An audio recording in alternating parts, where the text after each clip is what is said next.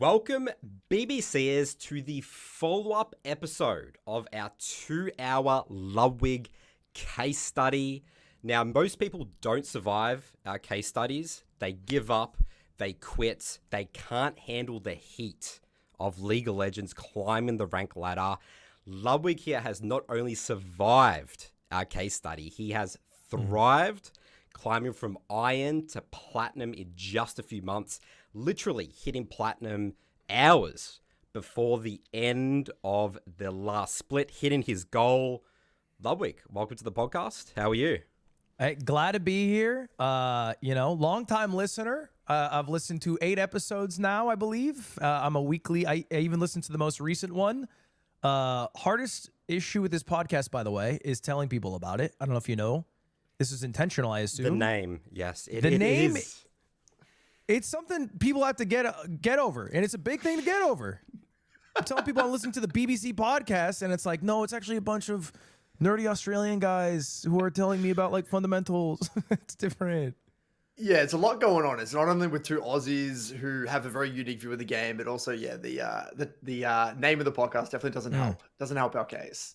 So I'll give you some context why it's called BBC Ludwig. So it's called Broken by Concept, obviously short. We actually had no idea it ended up being BBC. You're lying. Seriously. No joke.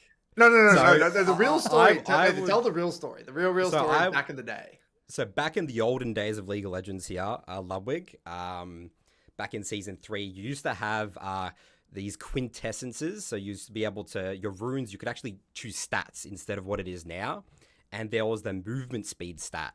And I would say movement speed in the game, because I played Udia, and I love to run around fast and dodge abilities and stuff.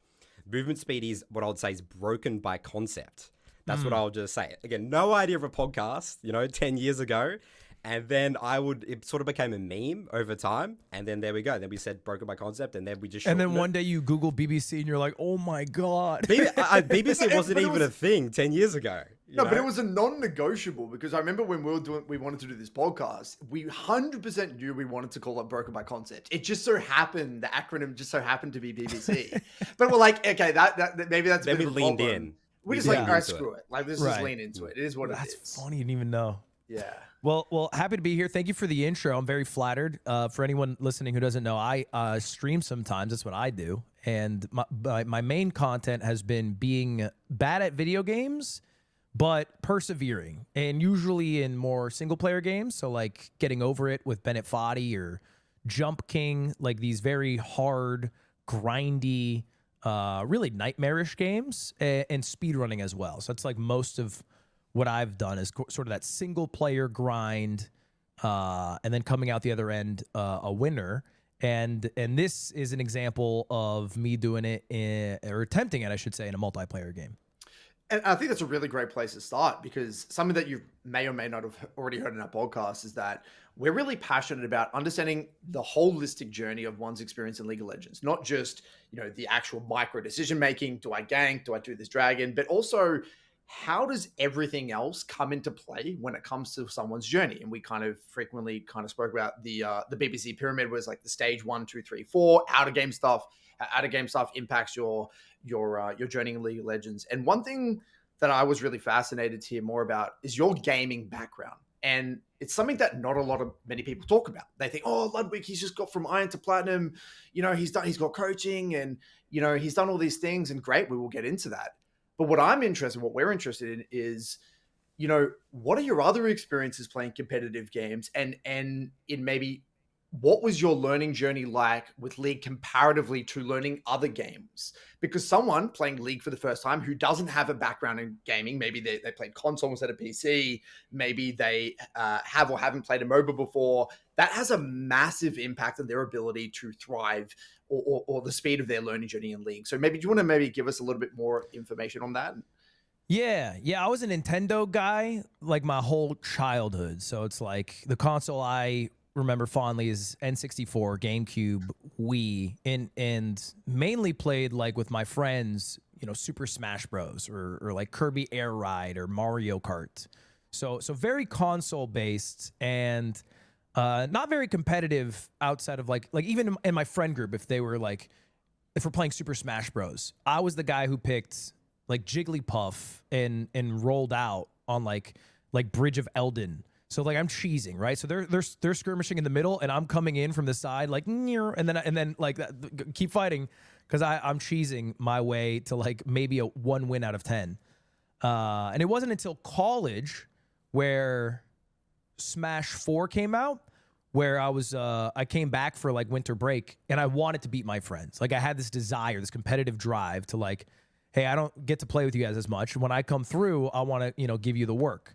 And so I remember like looking up guides and like finding live streams. How I found Twitch is like looking up people who play this game well, trying to mimic what they do.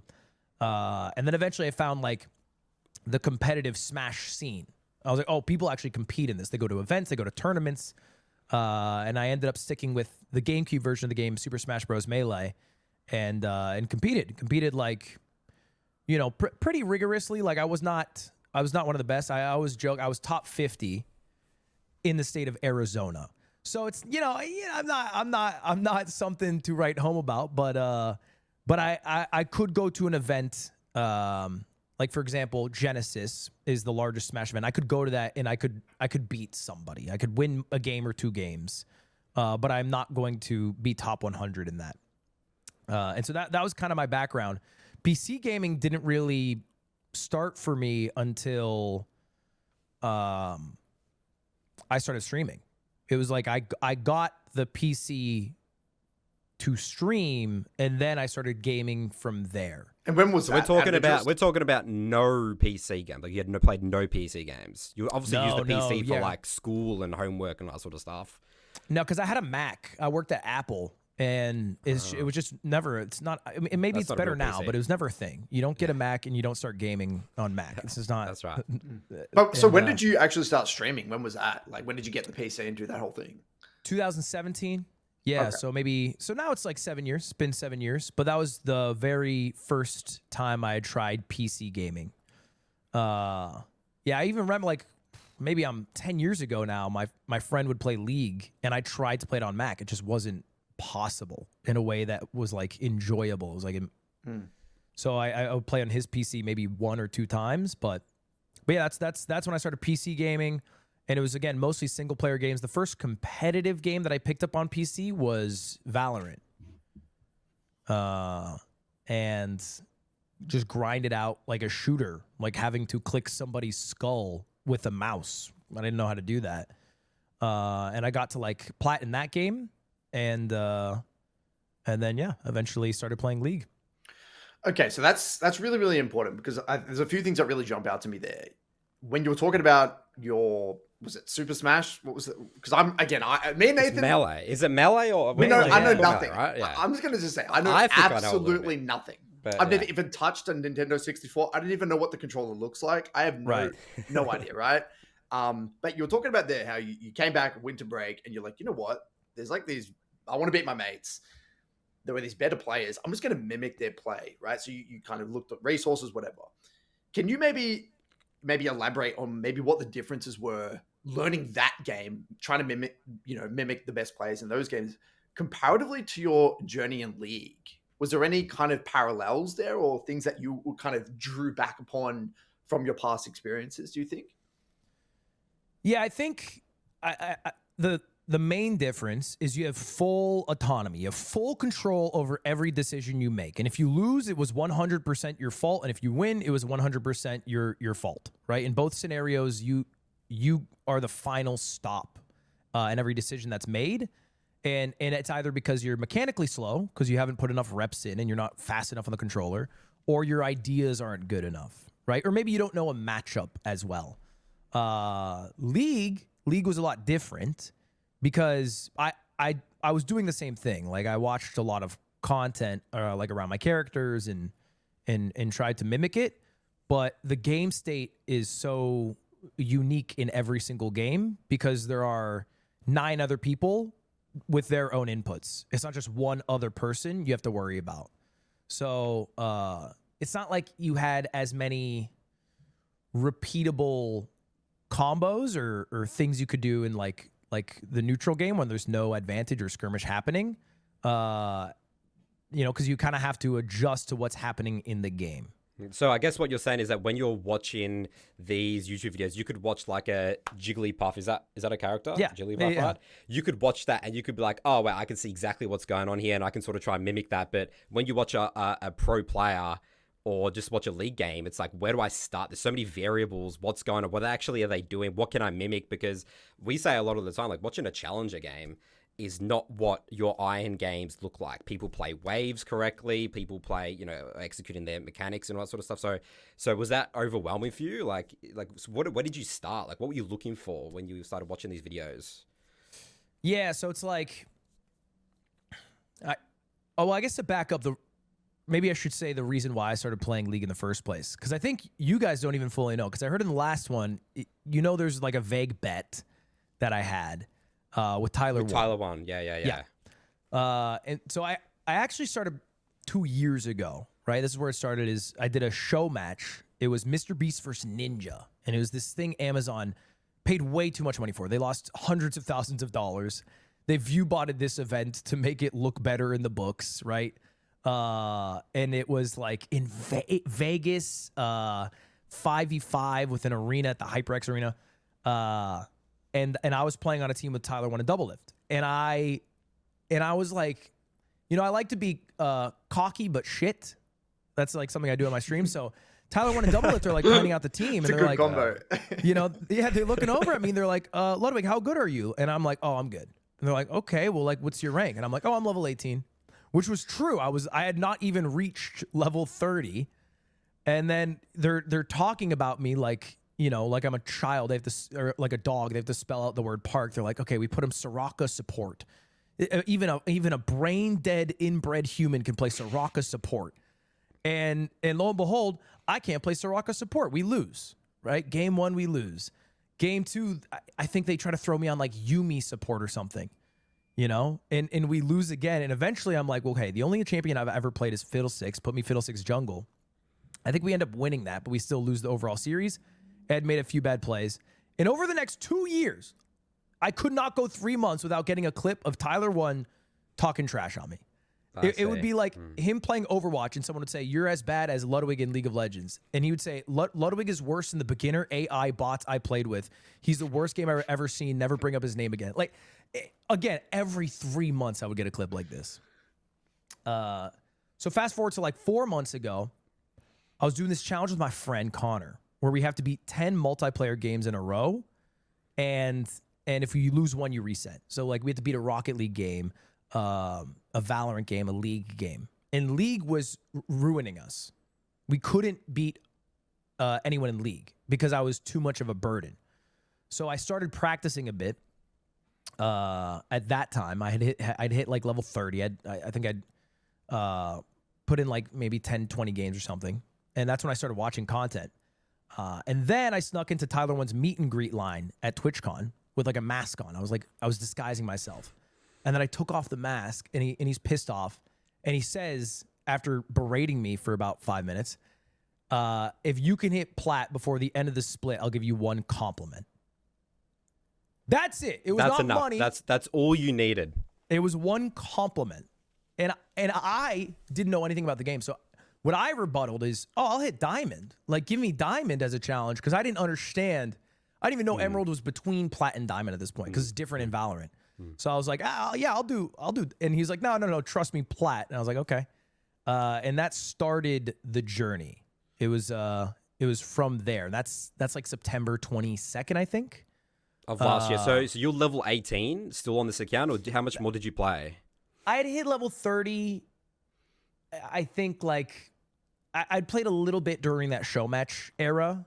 I think I'd actually gotten a rank. So I was like maybe level 35. I think I had hit bronze in my rank up games 2 years prior. But I hadn't even I was playing normals. Like I don't even think I'd completed my rank up games before the challenge.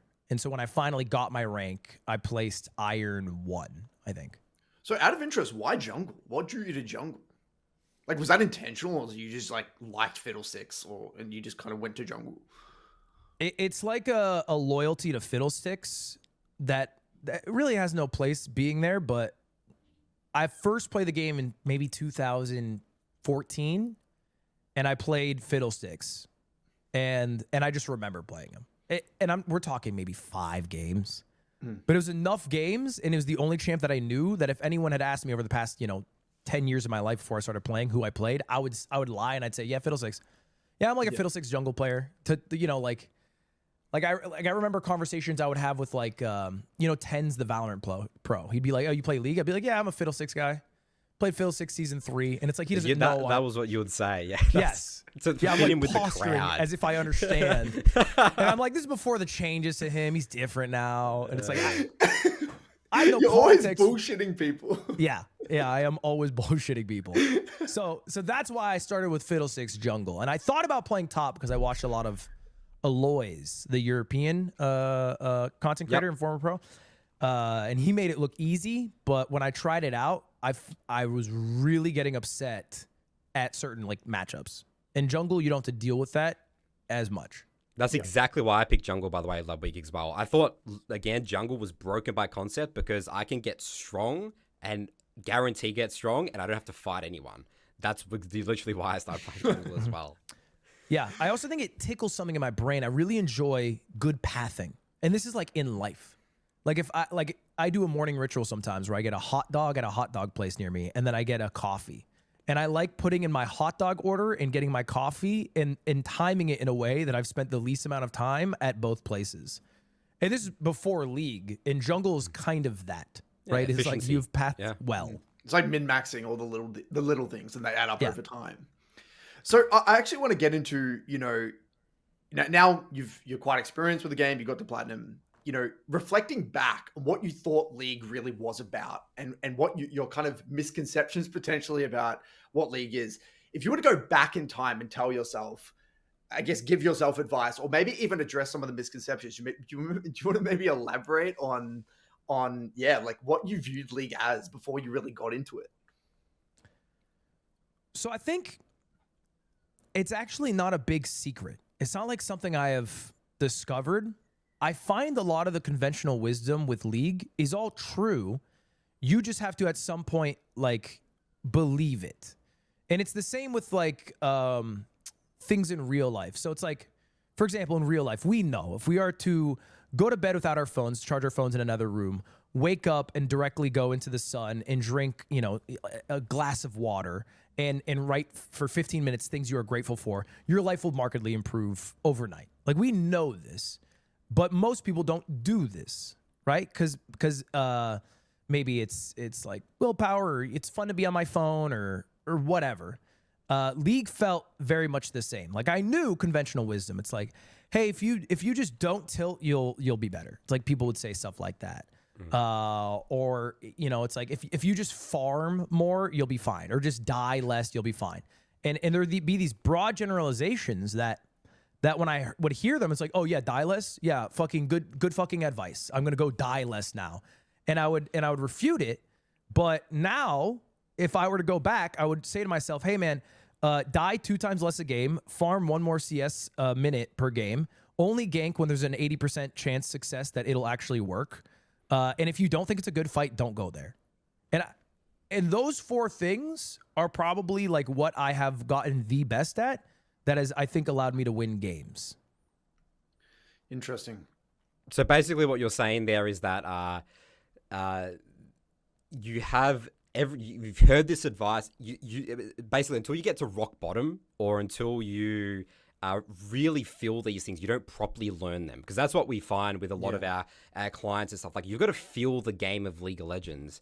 And it's very funny, your journey as well, because you had thousands of people yapping at you in Twitch chat every day, in a way, backseat gaming you. You're in the trials of the fire, playing the game, going through, tilting, doing all, the things that, and you're probably higher ranked than all of them now, probably 80, 90% of your Twitch chat now.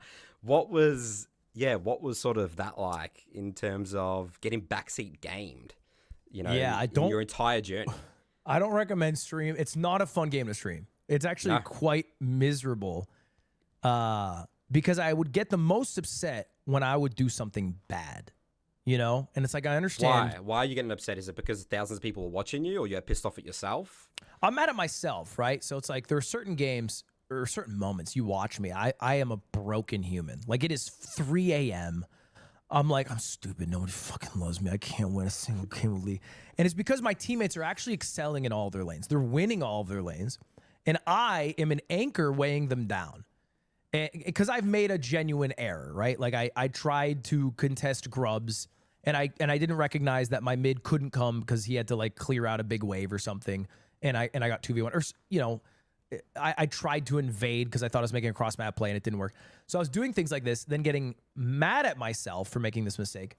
And it was harder to move on from it because it's like, okay, what is the best way to recover from a mistake? It's like, well, just play your best moving forward, right? It's like, don't let it snowball into another mistake. But when you have a wall of people in Twitch chat who are all noticing your mistake and then highlighting it, right? Like, that's what they do. That is their one skill set, is being like, question mark, why did you do that? Why did you go there? Did you think that was a good idea? And it's like, no, but they don't let things go easily. But I want to interject here because I found with League, you know, League is one of those games where there's this massive difference between being in the game and playing it and watching it. When you watch League being played, the example I just like to use is, like, you know, the first game in Squid Game, like the red light, green light. Oh, yeah. It's such a simple game, right? And you'll think there's just no way, like, if I did it, there's no way I could lose that game. It's like literally a child's game. And it's like, people might be saying, oh, dramatically, the Netflix show just killed off people because it's cool. But Mr. Beast did the real life version, and 100 plus people were still eliminated in that game. And it's the most basic game. Can you imagine Twitch chat during that? If they had Twitch chat a Squid Game? Why did you walk forward? Why did you move? Why did you move? It was literally red light. It's like you would lose your mind. And the main reason for that, and this is what we've noticed, you know, just coaching shit ton of people, is just like, people have a fundamental disrespect for the mental stack aspect of the game. Because in League, there's so much information. There's so much going on. You got this guy dying top. You got these guys heavy trading mid. You got camps respawning. You got a neutral objective coming up. You got all this shit going on. And all it takes is missing one piece of information to go, oh, fuck, I didn't know that my mid didn't have prior. And you try to go for an invade and you die. And then everyone else is like, how could you not see that? Well, yeah, no shit. You're not in the game. Your mental stack's on. You're sitting there with a cup of coffee, just, you know, talking shit in Twitch chat. It's so... League is a game where it looks so easy when it's played well. And then when you make a mistake from someone else watching it, it's like, people just don't understand what it would feel like to be in that situation. And that's one of the biggest things that we've noticed. And this is why repetitions in League are so goddamn important, because you got to develop that muscle memory. And that's where I feel like love to get your take, because you played a shit ton of games. You played a lot of games. You know, basically 540. 540. You were getting in the reps, which is great, right? You did it also with a small champion pool. But did you find that, let's say you weren't streaming, and let's say someone gave you this challenge maybe without, like, let's say, and you weren't streaming it, would you have done it the exact same way? Would you have just basically spammed those games? Or do you think you would have done it differently with more breaks? How would you have done it optimally? Like, what would your optimal process have looked like, do you think? I think I'm very... I would have not changed too much. I think the only thing I might change is I had a journey with Fiddlesticks halfway through. So I had placed iron, I got to bronze, I got to silver. This is all with Amumu. And in silver, I was winning with Amumu. I think I had a 55% win rate. And I thought, okay, you know, I'm losing some of these games because I may be playing well, but Amumu at some point just stops everybody and then hopes the team does damage. And Fiddlesticks, if he gets like this same beautiful penta ult like Amumu can, actually has the ability to just kill everybody. You know, if you're building full AP, which is what I was doing. So I was like, let me switch to Fiddle, and I went Fiddle for almost like 3 weeks, maybe a month. And I was losing. Like I made myself hard stuck silver. I think I would have just gotten to gold quicker with Amumu. In maybe some games, Fiddlesticks could have won if I ulted in the same position, but it was with Fiddle instead of Amumu. But overall, I'm playing much cleaner and more diligent with Amumu, and so I'm winning more games overall. So that's the only thing that I might have changed there. Interesting. So talking about you mentioned how you went into like sort of a bit of a broken state, and you know your definition of tilt in. So I mean, I watched a lot of your stream. And in terms of, if I was to do a spectrum of tilt, you were on the very much the lighter side of things. You know, on a scale of 1 to 10, 10 being the worst of tilt, you're maybe like a 2 or 3. Now, you might disagree with this, but from... I disagree. I've said things that should get me banned. Just to be... I've said horrible things about... People have said worse, Ludwig, trust me. So we're on the 10 scale, and this is what you didn't do, and this took you a long way. You wouldn't, like, absolutely self-sabotage the game, like, run it down, sell items... like literally just give up, just AFK. Like, this is the reality for a lot of people in their journey, that people like to forget that they do this, but so many people have done, like, type to your, like, obviously you were verbally saying things to your teammates, but people spend the game, like, literally typing essays to their teammates. You weren't typing essays to your teammates, right? So in terms of actual extreme tilt, you actually weren't even close to it. You were constantly persistent. You were trying to, even though you were, you know, no one's perfect in the game, you were still trying to win the game, as ugly as it sort of looked. And I think that's actually a huge advantage that you had over what a lot of other people, again, viewed the way that they tilt in reality. They completely self-sabotage. They champ up. You stay with them, remove fiddlesticks. They champ up, they roll swap, they self-sabotage games, they sell their items, they type essays in the chat. You did none of these things. Yeah, I think the biggest issue I was having is I would be, like, depressed. You know, like, I remember there's, like, one game that stands out to me. It's like the epitome of League, and it's this game where I'm playing fiddlesticks, and I'm playing phenomenally at the start. I'm like 7-2-5. We have most objectives. My lanes are winning. I've done a fantastic job, you know, up to that point. And then my team, like, engages in a couple skirmishes without me, and they die. And I start just kind of walking into my jungle, and I'm getting repeat killed. And Fiddlesticks is not a character that's tanky enough to, like, face check a bush. If you face check a bush and they happen to be there, like, around your raptors, you're dead. You die, like, instantly. And so this happened, like, 3 times in a row. And I'm just getting angry and angry. And at one point, I pick up this catch ring and throw it behind me. You know, and I'm just like, and I'm in this mindset where I'm like, these people deserve to lose. Like, I hope this team loses. They deserve to lose. That's a very common feeling. Yes. Curtis in the early stages, Curtis's experiences. Curtis, as much as you see us now, we did not start off like what we are now. Oh, I was taught back in the day because we played the game since season 1. Right, basically. So I played the game since I was like a kid. I was like probably like 15, 14. And during that time, that was my biggest mental block that I had to overcome, where it's like, I feel like if I play well and someone else on my team played poorly, my mindset was automatically, this person doesn't deserve the LP. I'm going to make sure that this person... It's my responsibility. Yeah, it's my responsibility to keep this guy down in the ladder. And it took me a lot of time to actually, like, work through, like, stage 4 issues. And I think that, and I guess tying it back to your journey, I saw that in your journey, but I want to give you one compliment, Ludwig. Whether or not you receive, that's a different thing. But I think that you have incredibly high standards on yourself. And I think you're a very curious individual. And I think, you know, reflecting on why, you know, the big question that's been looming around, like, how did Ludwig get to platinum in such a short amount of time? Yes, you got coaching and, you know, et cetera. You played a lot of reps, great. But the big difference maker, man, is that I really think that you hold yourself to a high standard. I think you... And that has positives and negatives, right? When you make a mistake, you get pissed off at yourself because you're thinking, the depression, like, and that's like the depression. That's right? That's where that comes from, because you're thinking, I can do better than that. I can hold myself to. You have automatically these very high standards, and I think because of that, combined with I would say you're a relatively poised individual, but also you have high emotional intelligence. But I also think your ability to just be like, you know what? I can do better than that. And I actually want to figure out how I can do better than that. And that curiosity is what carried you through. That is something that, even though you may think is relatively stock standard, and a lot of people have that, that's actually quite rare. And we work with a lot of people that they actually can't remain curious about what is actually happening in their games. And that curiosity, the moment you lose it, that's when your journey goes haywire, because what's going to happen? You lose curiosity. You're going to try and kind of solve that problem with a bullshit Band-Aid solution, like Nathan was referring to.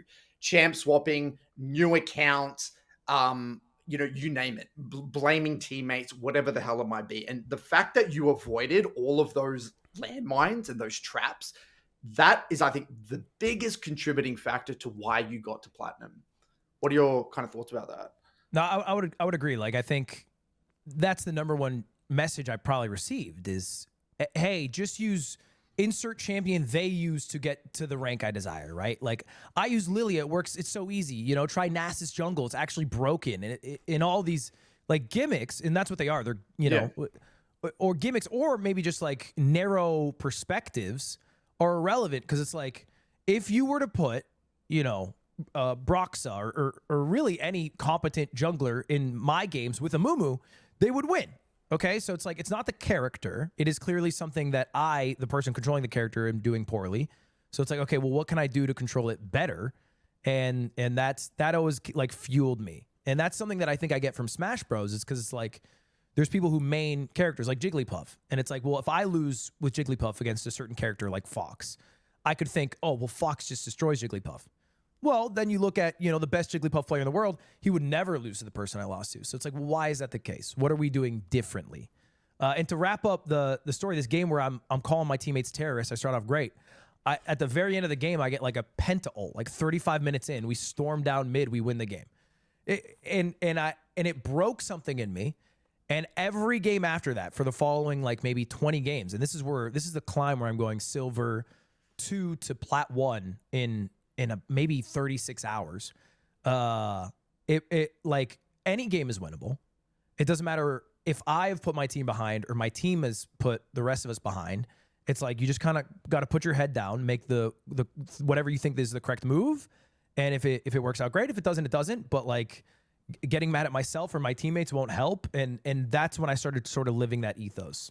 And that's the same thing you're talking about before, Ludwig, where you had heard that before. Every game is winnable, but that's the moment it clicked, right? Yeah. You need to feel it. You actually need to feel it. Yeah, like I couldn't like wipe the smile off my face. Like, I was so angry. I'm calling these people terrorists. Like, I want TSA to check them every time they go through an airport. And then we win together, and I'm just like, you know, bury these guys in Valhalla. Like, they need a Vikings funeral. How do we do it? And it's like, well, okay, we made a good play. And so it's like, if you can make a bad play, you can also similarly make a good play right after. And so that's kind of that was the shift for sure. And there's two things that we see frequently with our coaching clients, where they automatically assume that when the enemy gets fed, they're going to play like Faker, and they're just going to play perfectly and translate their lead perfectly and win the game. I remember there was a game I was watching where you were versing this volley bear who had like the best start. You probably remember that game, right? Oh, yeah. And I think the volley bear ganked bot and then ganked mid, and I think the volley was like 3-0, and you got nothing, right?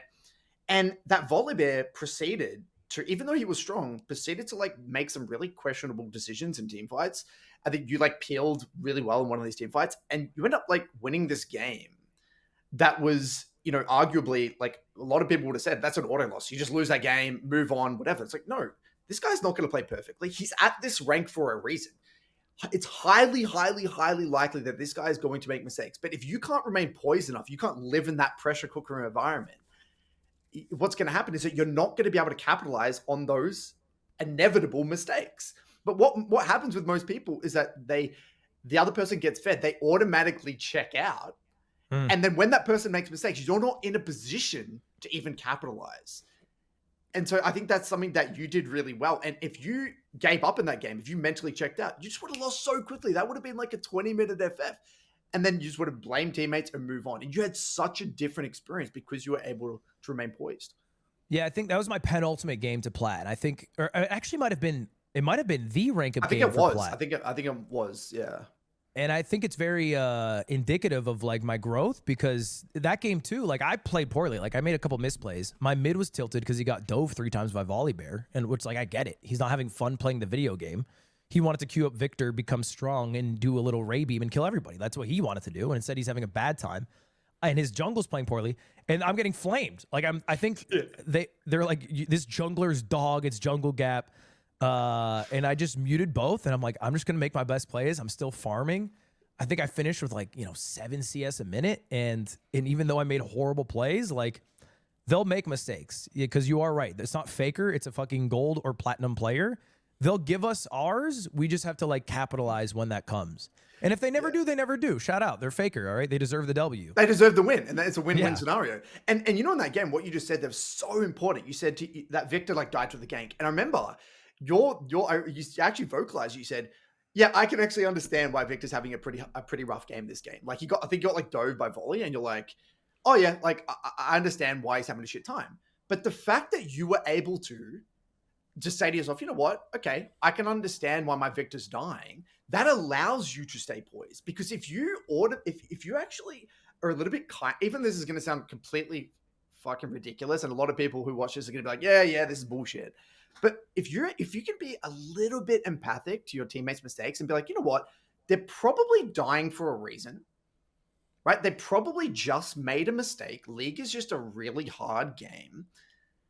You know what? That actually helps you remain poised, because you're not going to be so emotional when people make mistakes. And that's what you did in that game. You're like, oh yeah, it makes sense why Victor died. Yeah, I get it. Or I can understand why my teammate's raging at me. I actually did play my early game pretty poorly. And then, all right, head down. Cool. You're not going to get that affected by it because you're able to manage those expectations. Do you see what I mean? And that's what you did intuitively. Yeah. I think I'm sure I would crack again. Like I don't think I'm impervious to it, but even like in my rank up games, like I had like a top lane that like went 0-5. And it's like, I'm not angry because I'm like, okay, this Quinn's dominating this guy. There's just a skill gap here. And that's fine. Like maybe he's bad at the matchup. Maybe this Quinn I think the Quinn turned out to be a Smurf. I looked at like the MVP'd like 20 games in a row. I was like, that's okay. That's nothing that person could have done. It's not like they are intentionally trying to make the rest of us have a bad time. It's just a bad matchup for the person. So I do think being empathetic helps at least understand like what they're going through. And so it's like not something I can control anyway. So I should control what I can. Yeah, totally. It's kind of a stoic game in that way. Well, this is what we talk about a lot on the Broken by Concept podcast, Nathan. You know, this whole idea that League, you can get a lot out of League, right? League is this double-edged sword where it can make your life incredibly fucking miserable. And you can have the worst time. It can ruin your day. It could actually make you a more toxic individual. You can be depressed. You name it, right? Mental health issues out there. We've had people write into the mailbag where like their relationship with their girlfriend deteriorated because of League, and they're just an angrier person at work. And you know, there is the downsides. It can be the most miserable time of your day, right? Simultaneously, if you end up shifting your worldview and trying to employ some of the things we've been talking about, you can get a lot out of it. You can get more out of it than other games. And I don't have probably the most. I haven't played as many games as you played. I've only played like Counter-Strike, Guild. I've only played a handful of games, right? But I feel as though with League, I've got so much out of it in terms of my personal development. I developed a growth mindset from League. I developed a lot of personal self-confidence from League. I developed, I would say, emotional regulation through League. I got a lot out of League. It pushed me to my limits. It really pushed me. But if you can actually be introspective and you can actually view League, understand what League is truly about, and you understand the underlying mechanisms, you can get a lot out of it. And that's a tough pill to swallow. A lot of people are going to be like, oh, yeah, again, bullshit. But it's a tough pill to swallow, but you can. You really, really can if you have a healthy relationship with League. And that's where you've got to have that honest conversation with yourself. Is League your game? There's a lot of people out there, League isn't their game. They shouldn't play League. They want to play a game like you said, like Smash, where it's like, it's all on me, a fighting game. And I tell that to people, you know what? You should just play Smash.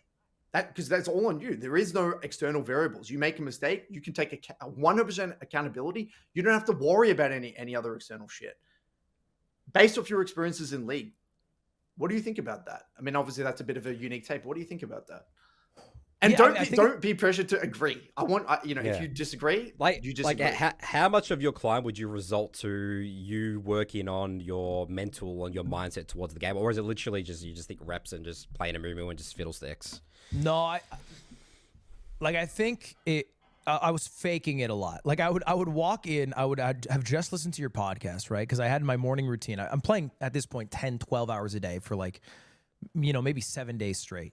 So every morning I'm like listening to the podcast, and I'm sitting down at my chair, and I'm like, I'm not letting, I forget the exact term, like category 4 issues get in the way here. It's like I'm saying all the things that I've heard I'm not necessarily living it, but at least I'm like pretending. It's like I care about growth here. And I even tweeted out things like this. It's like, you know, I would hit like a small milestone. It's like I've hit gold 340 LP. It's my new highest peak. And it's like we're just happy with the growth we've hit here. Even if we lose it and we never hit a peak like this again, you know, at least we're able to like experience a higher skilled lobby. You know, and so I'm talking through like I believed it. I did not believe it. There's not a chance in hell I believed it. But I'm at least talking as if I believe it. And it's not until like, I think it's not until I started to genuinely believe PLAT was possible because like I had been winning an insane amount of games that I was like, okay, well, hold up. Maybe this is working. Like maybe even this faking believing that like, you know, it's about the growth. It is about learning. It is less about like the results of the LP in this specific match. And letting go of that it started to like come in a way, which I don't know if that's because of my mindset or I don't know if that's because I hit a luck streak, because that's also possible, right? Like I hit it in the last 24 hours. There is a fair bit of luck at that point in whether you rank up or not. Yes and no, right? I think over your sample size, there's not a chance it's luck.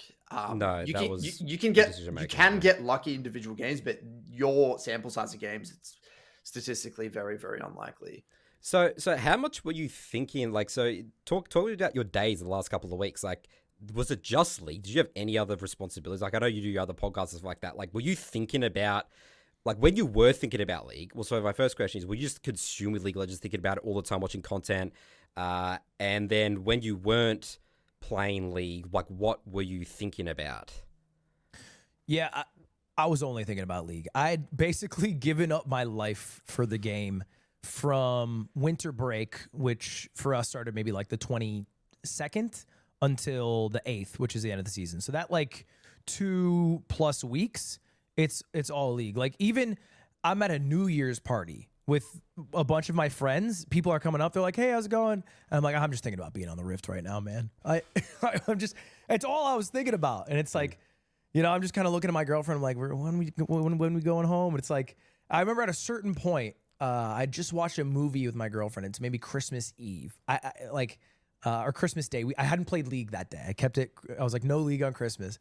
I opened up maybe 30 seconds of some League live streamer, and she's like, "You've been a bit cringe with this League thing." And she has been a League player for 10 years, so she understands. She's been playing League long before me, but it had become, I think, even for her, overwhelming. Like you know those what are they called? Like the Domi Sum replays, and it's like the specific characters and in some high rank. Every night I fall asleep to an Amumu VOD. I've probably watched like 50 of them. Wow. So it's like it was League, to the point where my sleep schedule was like going to bed at 5 a.m. I would wake up at noon. I was skipping out on doing like sponsored deliverables. It was all League. I was very in it to win it. And were you replaying games in your head, situations, or were you thinking about more so like your mindset, or a bit of both? Like, what were you thinking about when you're in your idle time, like, you know, eating your lunch or whatever it is? I would, to fall asleep, I would think of like different jungle paths I could try out, and like what that would get. So it's like, okay, if I do like a 6 like camp clear, it's like, okay, I have 850 gold, so I'd have to wait a bit. So it's like, what am I doing with that extra time? It's like, because I've been forcing a lot of ganks bot. Like, what's another option outside of forcing a gank bot? And it's like, okay, maybe I wrap top and I do like an 8 camp clear. I'd think about shit like that to fall asleep. Yeah. And I I do the shadow same. boxing. Yeah, it's visualization is really important, I think, in terms of like replaying like the games and potential scenarios in your head. I think it's again, people just think you just log on and play the game, but this is a really important part of your improvement process as well. And this is something no one talks about, Nathan, because when people, again, looking at your result, they're thinking, oh yeah, he just went on, streamed casually, played a bunch of games, got a bit of coaching, and got to platinum. But it's like, it's the whole thing. You're obsessed about the game. You're genuinely curious. You've got high standards. You've got your gaming background with Smash. You know, it's all these things that tie in together that help get this result. Obviously, and the coaching you got, right? So I think, Nathan, it would be a great segue to talk about maybe some of the things that he got from coaching. So Where do you want to start, Nathan? You want to start with our case study and then coaching with Perry and stuff like that? Or Nathan, I'll let you kind of navigate this. First, I'll just get Ludwig, just your thoughts, your general question. Tyler One actually has a clip that went, I don't know, semi-viral, but I remember this clip clearly, maybe because we're coaches. But he had a clip of like some silver person in the Twitch chat or whatever saying, "Do I need to pay for coaching?" There's a big thing about paying for coaching, and he said, "Nah, you do. Like paying for coaching is completely pointless. You can learn the game purely from free content and watching streamers up until X rank, maybe like Dime or whatever it is." What's your take on this, and how do you think the coaching with, so Perry you did a lot of work with Brock, so Perry does a coaching in my jungle program as well. How do you think that might have helped? What's your response to Tyler One there? I'm certain he's right, it's not necessary. Many people have done it. Like this is a proven fact. Many people have gone from iron to much higher ranks than plat without a single second of coaching. And I think Tyler One himself is an example. I think that's why he, believes it. I did about 14 hours of coaching with Perry and then a couple games with Broxid just at the very end. But it was very helpful for me in terms of confidence on my ideas. So there was a lot of times, like you can understand for jungle specifically, only gank if there's an 80% chance it works. What is 80%? What the fuck is that? How do I know it's 80%? And what does it works mean? If they flash and I don't flash, does that work? You know what I mean? So it's like little questions like that I didn't know the answer to. And so that's what I would ask in coaching. And I'm sure if you ask Perry, I don't think I was the easiest student. I barked back a lot. He would say, hey, we're just going to go scuttle. We're not going to gank bot. I'm like, why? Why am I not ganking bot here? Let me fucking rip it. Let me try to flash. And I remember there's one clip, it's mid and I'm sitting in the bush and I'm ready to destroy it's Ari or something. And I'm like, oh, I'm going to kill him. I'm going to flash Ari. He's like, no, don't go for that. And I'm like, why? And he's like, that would be bad. I was like, Perry, the point of the game is to fight. We're going to fight here. But he explains, it's okay, well, I would use my R. It wouldn't come up for a minute 30. There's an objective up in 30 seconds. We get the kill, but what do we get after the kill? And it's oh, okay. That's something I have to consider is, so it helps with stuff like that. And I'm able to get a direct answer on things I'm challenging. And when you're watching a video, you can't do that. If the video says only gank when there's an 80% chance it works, you can't challenge what is 80%, what is it works. So that's where I find it very valuable. So Nathan, what do you want to take it from here? Do you want to? I want to get Ludwig's. What is bad advice? What do you reckon was bad advice that you got? Dude, I got dog shit advice. I got so much bad advice I followed. People said don't buy pink wards ever. It's not useful at until you're diamond. And I think that advice was horrible. I don't think I'm using vision as well as high rank players. I don't think I understand vision that well. But I know as a fact, if we have a couple extra pink wards on the map, it's not a bad thing. It can help, all right? Especially if you're just simply putting it in an objective, in Baron Pit or Dragon Pit like that. It doesn't hurt you to have it there. Another one is Double Lift once told me that taking the red buff after minute 20 is more valuable than mid inhib. Which, dumbest shit I ever heard in my life. I would rather get mid inhib than get the red buff post minute 20. Personally, that's that leads to a higher chance of winning. Yeah, I mean that's such a small. Yeah, that's such a niche scenario here. But yeah, I 100% agree. Yeah, go for the inhibitor there.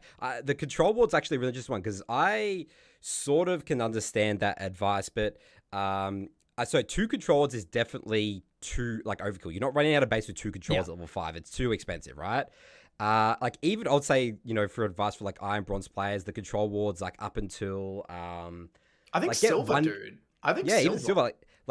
The power of having the enemy team, especially with Chep like Amumu and Fiddlesticks, you want to make sure that you're not on a ward because that completely changes the way you're going to play the fight, right? So yeah, I think that having a control ward just for that safety of knowing I'm going to 100% get the engage off is actually extremely valuable. In again, just in those mid-game scenario fights where it is going to be the game. It's we're going to kill into Baron, we're going to kill into Dragon. So yeah, that's again a really a sort of rigid general one that I guess a lot of the community sort of has about zero control wards, especially as a jungler. Yeah, I think most advice is so rigid, and that's ultimately Yes. the big issue. Yeah.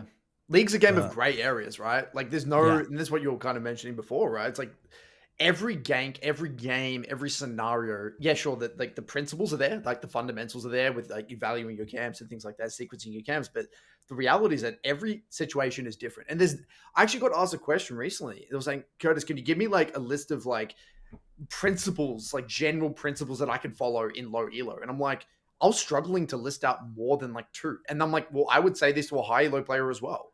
You know, there isn't many general things. I mean, there's like role specific fundamentals and they exist, but at a high level, everything it's a game of nuance. It's a game of details. And that's a tough pill to swallow, right? It's a tough pill to swallow because it's not satisfying. It's like, I you know, my takeaway from this game is that, oh, I shouldn't go for that guy. I should go for this guy. Or in this scenario, I should just turn off the dragon instead. And it's like, yep, that's just one puzzle I have to solve. I had to always solve that puzzle. That was the learning I always had to have. And then that's it. You've got to be content with that. Yeah, I think what did help is having a list of things before the game that like I would occupy my mental stack with. Cause I know it's limited and I know like I'm not gonna be able to control or track everything. But I found myself if I were to just say before the game, track where their jungler is, I would do a better job at it. You know, if that was like one of my main focus points, I'd do a better job at it. It would allow me to communicate to my team more effectively because I'm tracking it. Like, I know he's top. I'm seeing he has a juicy gank on you. Like, I'll ping him. And if he still dies because he makes the decision top lane to, like, shove the wave in or maybe, like, he's very close to a kill and he wants to, like, push for that kill, like, that's his decision. But I've, like, conveyed the information at the very least. So that was, like, one that I would always focus on. And then the second one that I found I would keep dying to is also tracking if mid is gone, if mid is missing. And not relying on my mid laner to like question mark ping. If I don't see the mid on the mini map, it's like, okay, well then this gank becomes a lot scarier, you know, because so many times I would go for a gank and then it's like, oh, mid has roamed and now we're no longer in a 2v3, we're in a 3v3 or maybe a 4v3 because jungler has time to show up. And all of a sudden, you know, in previous games, I was like, oh, this sucks. Like they're always here. Like what timing? And so, well, no, I actually can just look and see he is gone. And if he's gone, he could be near. So those were the things that I would like tell myself before games and occupy my mental stack with. So that was actually very helpful for me. And I also think jungle's the easy role. Yep, couldn't agree. What makes you say that? What makes you say that? Is that what people told you? How did you come up with that theory yourself, or? I think jungle has a responsibility that other lanes don't have, because you know laners just lane. That's what they do, and jungle has to focus on in my mind, like winning the game to some extent, right? Like they're oftentimes leaders in those games. The advantage is I don't have to know what a fucking champion does. And I don't know what all the champions do. I probably don't even know what half of them do. Like that's but it doesn't matter. And everyone kept telling me like, bro, you should just spam ARAMs until you understand all the champs. And I was like, I would rather put this time into being good at other things than knowing how to beat Kiana in a one-on-one. I don't fucking care about beating Kiana. All I have to do is ult as many people as possible, ideally, and stun the person who is powerful or keep the person who's powerful on my team alive. That's kind of it. And I'm so glad you mentioned this. Someone actually asked a question about your journey. They said, how come Ludwig only played like one or two champions, yet he got to platinum? And my response was, because he's a jungler. And I was watching a lot of your skirmishes, and I'm like, you didn't even know what these champions were doing, and you're getting away with it for two parts. Number one, you're playing jungle, so you're in limited situations, but also two, you're playing Amumu. And whether, you know, you just got to land a Q, press R, and you're going to have impact in that skirmish regardless, right? And then that's a tough pill to swallow for people because they're thinking, well, how is it that this guy doesn't even know what these champions are at half the roster and he's platinum? And I'm like, well, that is just the jungle. He's learned other skills. You've developed other skills and jungle specific skills. And again, this is why every role has different skills that you need to develop. And I will agree with you in saying that I would say like the initial amount of information that you need to learn as a laner is way, way, way higher than a jungle role, right? You just don't need to interact with people as often, and you can get away with it. And that, that was really, really confusing for some people. Yeah. But that, like, there's also things you probably don't have to focus on. Like, you probably don't have to focus on, like, maybe if you're a top laner, if you want to just constantly be split pushing, you don't have to focus on like team fighting or like when you should be fighting for an objective, or like you maybe have the opportunity to like forego that if you're just really good at fighting and scrapping in your own lane. Like maybe that's different what you skills. specialize at. Exactly right. And I would rather min-max than be more well-rounded. It's like if I'm a Mario Party character, it's like I'd rather go full Bowser, and it's like I'm max weight than be this well-rounded Mario who kind of knows a bit about pathing and objectives and cross-map plays and kind of knows a bit about all the champs. So the only thing I really did is I learned the other junglers. I was like, well, at the very least, I should know what they're going to do. Like, are they going to try to jump into my backline? Are they going to fight front to back? Like that stuff. But you learned that from observing, not from playing these champions, right? You didn't play these champions. Like No, I watched like the 3-minute guides, and I made like, I have this, I'll link it to you guys. I made a jungle cheat sheet.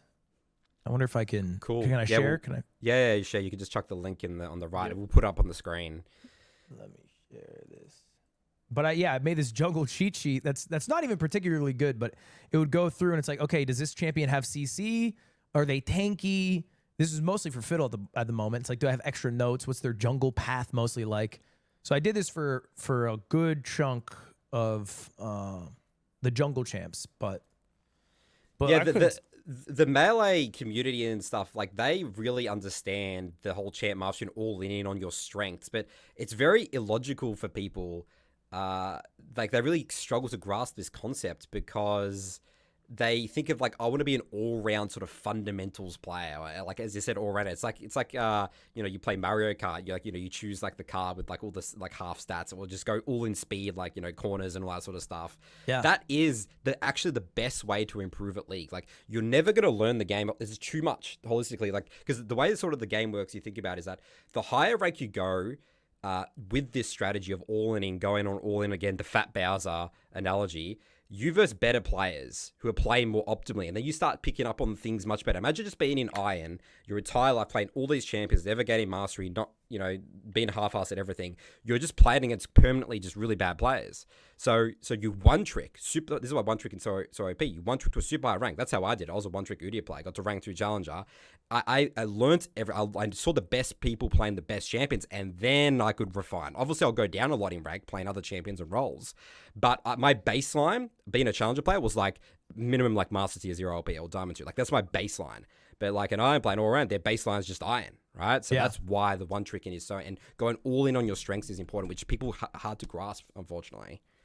Yeah, I'm an Iron player. Like, I'm Iron 4-0 LP top laner. Like, I know that is a fact. I've seen what my Malphite does, and it is a terrorist in its lobbies. But I do think it would be easier to go Iron to Plat. It would. You would be able to, as top lane, you would speed up because you could sort of see the top laners like a lot. You would actually learn way quicker doing it that way from, again, being a one-trick and all in on your strengths. Yeah. Yeah. And I think that's what also interests me more. Like, people ask me, what do I want to do with League now?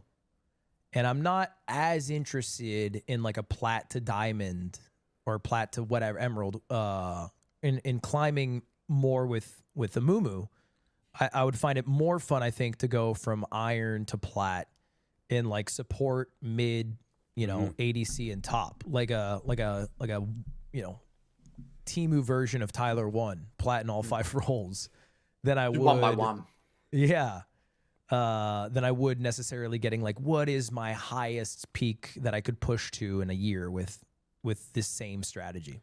And by the way, if you did that, if you did all these roles, say you did Iron to Plat and all these other roles, you would find it very easy to make that push to Diamond later on, because your holistic game knowledge would be actually you'd be incredibly well-rounded, and you would actually have a really good understanding of how the game feels holistically. So if you did that, that would actually be the better way to go about it, in my opinion. Because especially if you were to make the push from Platinum to Diamond as a jungler, I don't know if you agree with this, Nathan. I think it would be very, very jarring to go to a lane if you've literally never played a lane. The thing about as well as jungler as well is that you start, the higher rank you go, that you start to need to be more understanding holistically as a jungler about the game. It's like how certain matchups are working and stuff. I think you could probably get away with it until Emerald 4, but after then, I think you would probably sort of need to be understanding the rest of the game and more holistic approach. So yeah, I think that's a good idea. Yeah, I think I agree. I think I could hit Emerald. I think I would hit a wall if I did not put in. It'll be very slow. Very, you very, basically very be hard. extremely slow. I want you to put a bit of like a coaching hat on here, Ludwig. Let's say a Twitch chatter here is saying, because a lot of what people say about this podcast is that you guys are, you guys playing challenger players, all that sort of stuff. You don't know what my experience is like in Iron or Bronze. You've done it, Ludwig. You've played in Iron. You've done it all. Iron, Bronze. Let's say, Ludwig, I'm stuck in Iron or low Bronze. Like, how do I get out? What is my advice? Well, what would you do? I think it's pick one character, get as good as you can at that character, watch as much content of that character as you can. For me, I just watched literally uncommentated VODs of this character in like Korean Master Amumu's. But the absolute biggest advice is trusting yourself and only going in when you think it's the right play. And I think that applies to basically every role. But so often, I would know it was a bad play, but I would see my teammates and I would think I should either try to save this teammate, like we're saving Private Ryan and I'm Tom Hanks, or I would try to like flip a fight. Like maybe if I'm there, we can win it or something. Like some desperation play. But when I just stopped going altogether, let my teammates die, warn them. Morning, bing, I should think you guys should get out. If they don't retreat, if they go kill themselves, they kill themselves. Okay? It's a tragedy. I move on. I'm farming my jungle. Sorry, I don't care. And so I started doing that, and it worked so well in terms of just like, because I already knew. It's like, hey, we just got grubs. I don't think we should go to the dragon fight. I don't have ult for this. I know you guys are hovering it because you really care about stacking dragons. We can't do it. And so I already know this, but when I just trust myself and don't do it, it results in me dying less. It results in me being able to get stronger for the next fight that I do think is good. And if I'm not there, most of the time, my team won't be there. Maybe they'll be pissed. Maybe one will have died. But like what happens so often is one person dies, I go in, I die, two other people see me go in. They think that's like their sign off to go in. And it's like, oh, we went 4 for 1 when it could have been just one death. And we could have minimized our loss. So I think really trusting yourself and listening to yourself, which is where a lot of people's advice is like the mute button comes in. And if you can't ignore pings, that I would recommend muting. But that's the absolute most valuable thing that I started to do is just trust myself. That is amazing advice, by the way. I absolutely love that advice because it's a win-win twofold, right? Let's say you make that decision to not go in, and let's say that was a missed opportunity. Let's say that you actually made a mistake. You should have gone in. The great thing about that is that you get beautiful learning from it either way. Right? You could look at that and be like, you know what? I made that decision. I know exactly why I made that decision. So I could get into that and understand and break that down. But if I blindly followed someone else's call that I knew wasn't bad, what learning is there? You already know the answer. There is no learning to be had. So it's a win-win scenario. And that's I found that that's probably one of the hardest aspects of League, isn't it? Where it's like, it's the peer pressure. It's that feeling of like, oh, if I don't do that, they're going to flame me. They're going to rage. Oh, dude, like, when Kled sounds off his trumpets, you feel like an asshole if you don't go to war with that boy. He's making so much ruckus, and he's charging in head first, and you're like, all right, Kled, well, I'll follow you in. And then it's like, oh, I've followed you to my death. And there's nothing valiant. This is not war.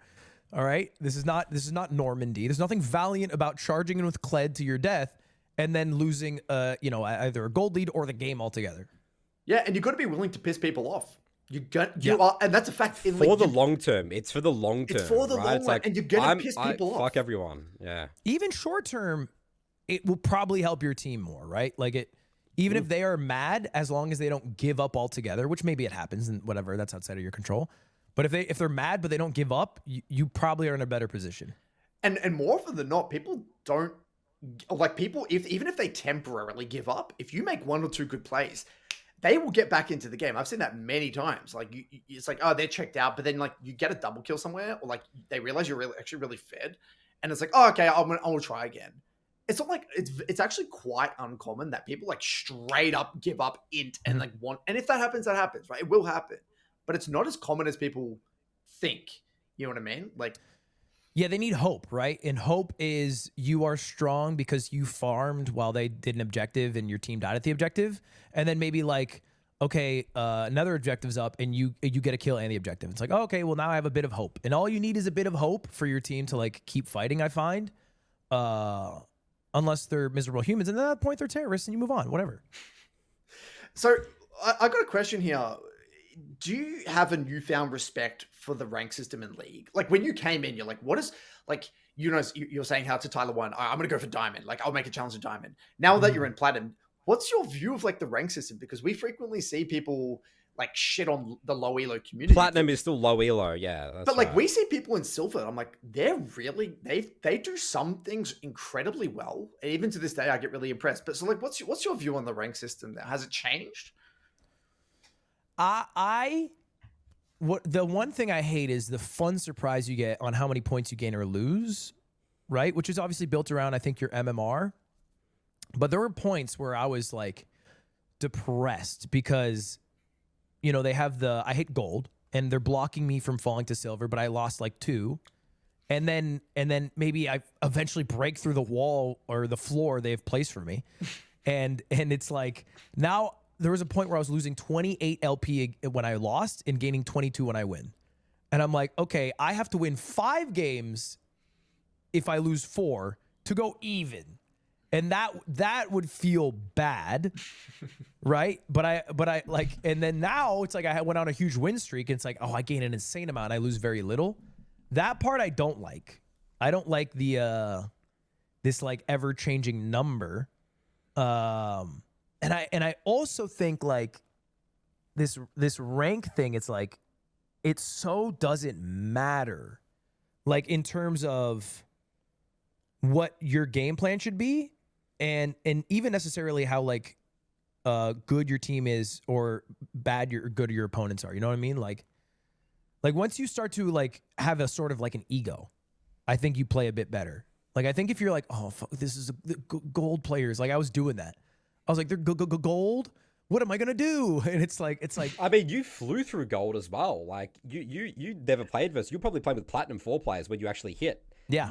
You know, and talking about, you went from like gold 4 to like gold 1 in like 24 hours. So you thought you were better than these platinum, like these high gold players, or like you were so focused on yourself. Like what actually was it that you think clicked? Because I mean, you could have put it down to luck, but I think that the sample size of games, it would be very hard to say out. And look at your gameplay, you were making good decisions. You looked confident playing the game. Is that the ego that you mean?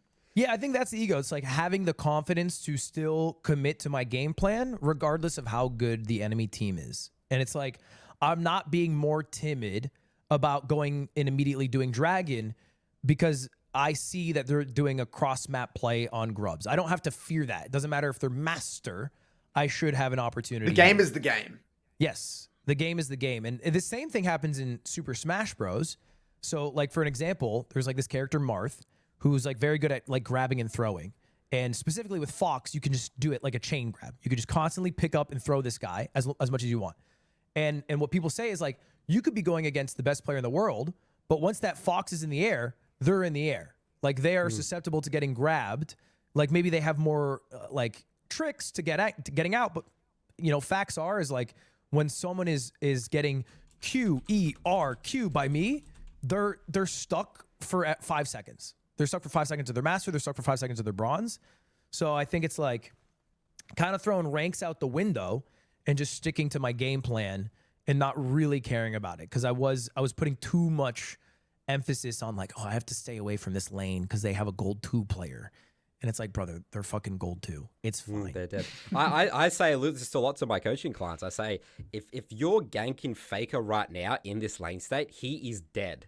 It doesn't matter if he's Faker. He's limited. You only have 4 abilities. You can only move. That's the beauty about League of Legends compared to traditional sports. Like, let's say if I was, me versus LeBron James. Like, doesn't matter if I'm in such a situation, he'll outplay me. But video games, you're completely limited by the code, right? You're limited by what you could possibly do. So that's I think, really good advice as well for people that, again, they get really the anxiety of oh my God, playing against better players. They're going to play different. They're playing a different game, which isn't logical. Yeah, I even thought, I didn't do it, but I toyed around with the idea of like, I want to buy a PLAT account, play a bunch of PLAT games to get the reps. So then when I hit it, I'm not scared. I didn't end up needing to do that. No, but I think that would have worked as well. Yeah. No, it's people think they just do more damage. High elo players do more damage. And they may be doing more damage, but it's nothing because of the champion. It's just they know how to control their champion better than you. And when you just accept that, it's just like, oh, okay, I can do that too. Yeah, I can do that too. I want to know here, like, sort of a funny thing that we sort of usually do on the podcast. I'm known for this a lot about some like narratives around like champions. Like who did you observe? Who's like broken or OP champions who you hate playing against? Like, what did you observe of coming up? Like, maybe you need to get the whole champion list sort of pop up on your screen or something like that. But no, I know. I can tell you. You know, I can tell you. I have this. Probably one of my biggest crash outs is around Warwick. Warwick jungle. That makes sense. Jungle or top lane. Yeah, I'll send you the Warwick's clip. kit is just so annoying in general. Well, because if you don't know where the healing comes from, right, and like his passive and all that, it can be very you don't know how he dies. It was a speed of like, because I make this cross map play. I don't know if you guys want to watch this clip real quick. It's just 37 seconds. Yeah. Do you want to put it up, Nathan, and share your screen maybe? Yep. No, I'm dead.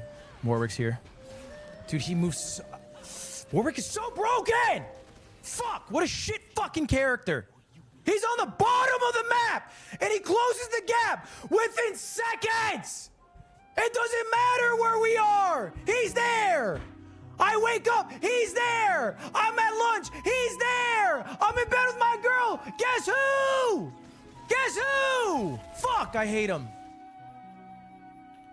I fucking hate him. So do you want to, Nathan, I didn't hear that. What did he say basically?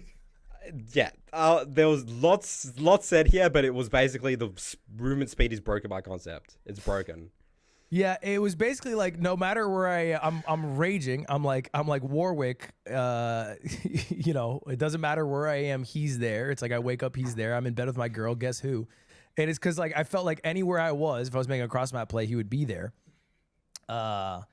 And so like initially I started to hate Warwick, and I think I went like 0-5 or 1-5 against Warwick. And it was only more recently that now I feel like I've kind of cracked Warwick. So like there's champs who I used to fear, like Alawi. I thought Alawi was ungankable. There'd be tentacles everywhere. She would heal off them. I feared Alawi like she was the devil. Now I don't care about Alawi so much. Like now my demons are Hecarim. He's my lowest win rate counter jungler, because I feel like he would always beat me in CS, and he would be ganking more and helping his lanes more. So I didn't like Hecarim. Nasus jungle. Oh my God, Nasus jungles. I don't know if you guys. This is was that common? Well, we don't see that in our ranks. But so what's the problem with Nasus junglers? Is it because that you're sort of like going to be farming a lot more and they're farming, so they sort of feel like that they outscale you, or what is it? You feel like a god because you're winning the first 12 minutes of the game. You have, you have grubs, you have dragon, you have ganked your lanes, and then they emerge with a bunch of stacks, and they bonk you, and they have Trinity Force, and you fucking die. And it's like, I'm supposed to have some defense here. Like I had a lead in this game, and so it was more like the juxtaposition of where I was in terms of the game and like how winning I thought I was, to like where I actually was, because this Nasus just wasn't participating in the game. They were building these stacks, and I didn't know how to like stop them from doing that. Just backtracking though, you were saying Alawi, you had a bit of a mental block with Alawi. I mean, you said that now that it's all good. So can you elaborate on that? Like, what does that mean? Like, did you learn how the kit worked, or did you stop ganking it? Like, what actually happened there? Well, I think it was a bit of, I didn't understand the concept of like in and out fighting. So it's like I would Q on Alawi and I would stay on her. And it's like, well, I lose that actually. If I'm just staying in one spot and I'm trying to out headbutt and E her, she fucks me up. But it's like, okay, well, if I Q her and maybe ult her and then I'm walking away and then my team is maybe following up with some damage, even if she hits me with like, what is it, her W, or, you know, she gets me in the Danny Phantom zone, it's like, oh, I can just walk out of that altogether. And maybe my team will add some damage. And even if they don't, like we've chunked her enough that she can't be that productive in the next fight. So it's like, And then what is she gonna fucking do to me? I'm out. You know, she won't kill me instantly. She's not Yeah, gonna. she chunk just me kind of 100 learns to how zero. to fight around it properly. Yeah. So allow is the biggest one that will punish people that don't understand the concept of in and out fighting. But in and out fighting, that is how League works for all champions, right? Like you got to just sit back, you play around your cooldowns, you wait for them to use their cooldowns, and then this. So what a lot we see with Iron and Bronze is that the way that they view the game is that I have stats. We smash each other, and whoever comes out wins. Like there's no like, Dude, it's we like can go war in the and- 1800s. It's like let's Yes! line up across Yeah, the that's a battlefield. good way of That's what doing it's it. like. Let's see who lasts. And it's Yeah, like, no, you actually have to be like a little bit of guerrilla warfare. Which is actually why I value a lot of the time I put into Fiddlesticks. Even though it's like a losing champion, like factually I've lost more games than I've won with him. He has such an emphasis on fog of war and like approaching fights from unique angles that is still really beneficial with Amumu, who can do that and then also like last way longer than fight. So it's like, yeah, I can just kind of walk around to their back line. And I learned that a bit from Fiddle.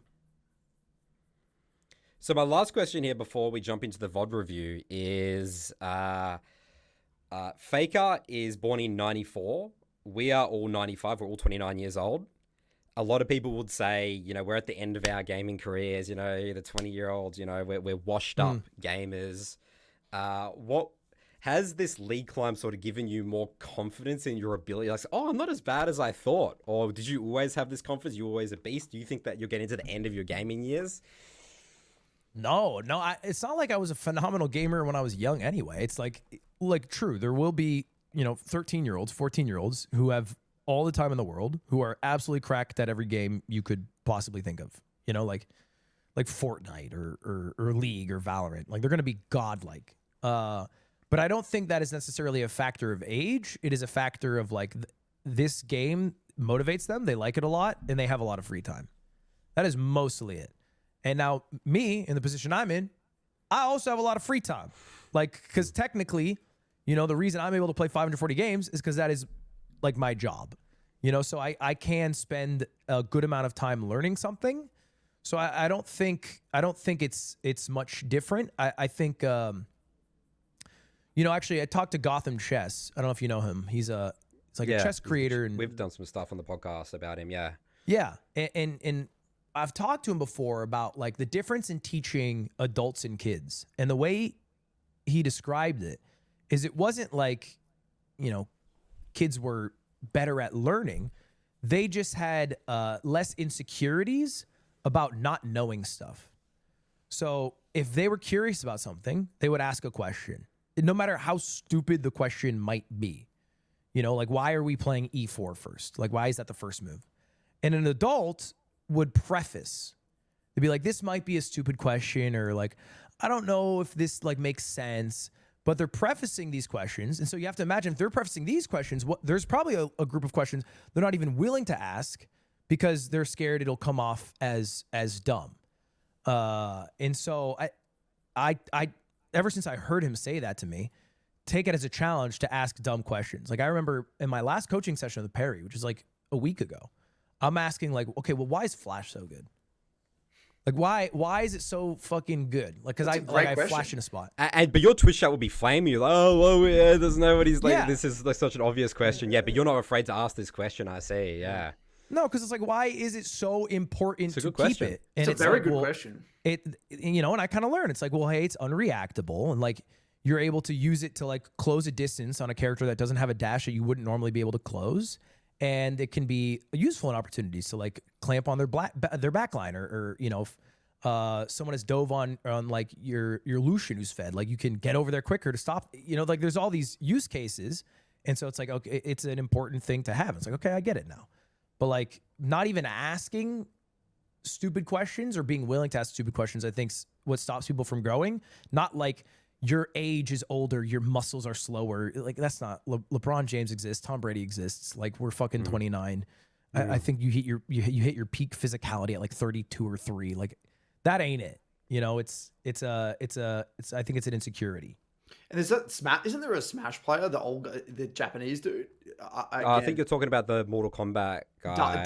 Daigo or something. Oh, like Daigo, that. yeah, Daigo Umehara. Yeah, he's a Street Fighter, Street Fighter, like yeah, FGC yeah. guy. Yeah, he's older. All the Smash guys are older as well. Like Mango is in his Mango, isn't 30s. he? He's a kid. Many of the pros are. Like I think twitchier games maybe, and I don't even think that's because like the youth has like more agility necessarily. I think it's just because you're raised doing it. It's more second nature, like I think you had a mailbag last week from someone who had never played computer games until they were in their like 30s. So it's like just moving a mouse in comfortability with a keyboard is going to be at such a low level compared to like a child who is raised using it, right? I think that stuff comes in, but like, brother, we're 29. Like, we're fine. Yeah, yeah, you'd be agree. surprised. I mean, you'd be surprised if the people say like, we get things from 21-year-olds saying, "Oh, I'm not master tier yet. Am I done? Like, can I not reach challenger?" Like, and they're 21. I'm like, dude, you're completely fine. There's gonna be like 40-year-old challenges one day, you know.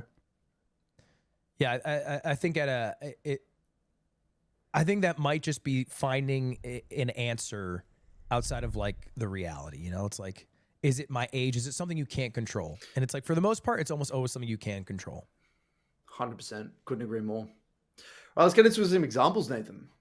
Yep. So what we're going to do now, we're going to go and we're going to take a look at one of Ludwig's games on his win streak to platinum. I hand-picked this one. I thought this was an interesting one. So we can sort of see, this will be a good comparison of showing where Ludwig is now compared to when we did the case study, 2 months or so ago, because there has been lots of improvement. Dude, the case study ripped me apart. Actually, before we get into that, what did you actually, we didn't ask, like, what were your biggest takeaways from that? Because as I said, most people don't survive them. They literally like, oh, these guys are just hating on me or whatever it is. No, I thought it was hilarious. I couldn't stop laughing watching it. And like, to an extent, like when I'm live streaming, it's like I want to make what I'm doing entertaining. So like I am like, maybe building up how angry I am at my teammate or something.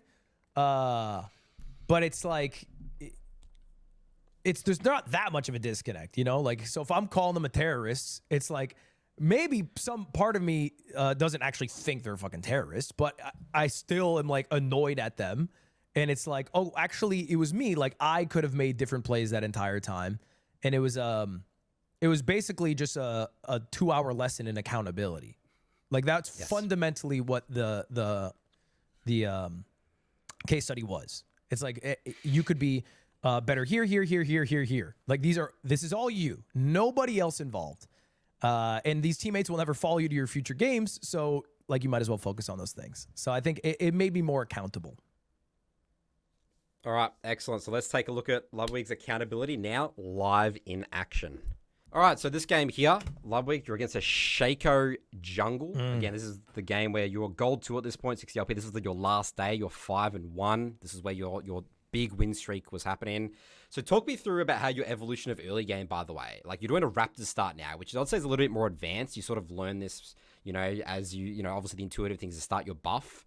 Where did this Raptors, is this what you do every single game? Do you like to start your buff? Do you think about your path in? Yeah, so before the game, I have nice miss on the E. I have a couple of cheat sheets, right? So it's like I have Blitz, which I don't recommend because I think it slowed my game down a lot. But I would need it to see like the AP versus AD distribution because I don't inherently know of the enemy team and my team. And then also like some external factors. And I would consider these things. So it's like maybe my Ambessa's like gold 1, plus 20. And then my bot lane is like silver and very negative on like a 5-game losing streak. I would consider this sometimes in terms of my pathing. And then eventually I talked to Broxa and he was like, hey, just always start Raptors. It's the fastest way to clear. And we're going to be selfish here. We don't care if we're pathing for top or for bottom. So we're just always going to do Raptors. So I did Raptors. Yes, I think this is great advice. Just keep it really simple every single game. Raptors start, especially when you're new to the game. People love to yap and think and talk about the game as junglers, like path towards, yeah, like as you said, like, so there's two different ways. People think about pathing towards like their better teammates, or they're pathing towards like, what they think is the correct, like it's literally completely useless. Trust me, no one is losing games in silver, gold, platinum, even emerald because they pass to the wrong lane early. That's not why no one's losing games. As much as people like to think that, it's cool to think about as a jungler, it's actually not important at all. And honestly, even in my games, I stuff up path in here and there, and it's completely fun. I can win those games, even in challenger games. It's obviously much more impactful, but yeah. Let's go back here a little bit here because you had a bit of a shake. Well, first things first, I mean, whenever I love this situation. Whenever I see my junglers do this, like, they just keep pathing. So like what a lot of people do, they do the vertical, right? They see Shaco 3 cam topside and go top that. But in this case, you just keep on going. And Shaco is so screwed here, right, Nathan? Yeah, I've found early on invading would really bother me because it would throw me off my routine and it would change the pacing of everything. Now I really don't mind it. Even if if he were to get the blue and have gotten out before I got there, it's like ultimately it will like maybe change or speed up like my personal pathing, but I find it doesn't give that much of an advantage to the person invading, and it's not something that like is consistent for them. Like they're going to be a bit rattled, and what they're going to do is a bit improv.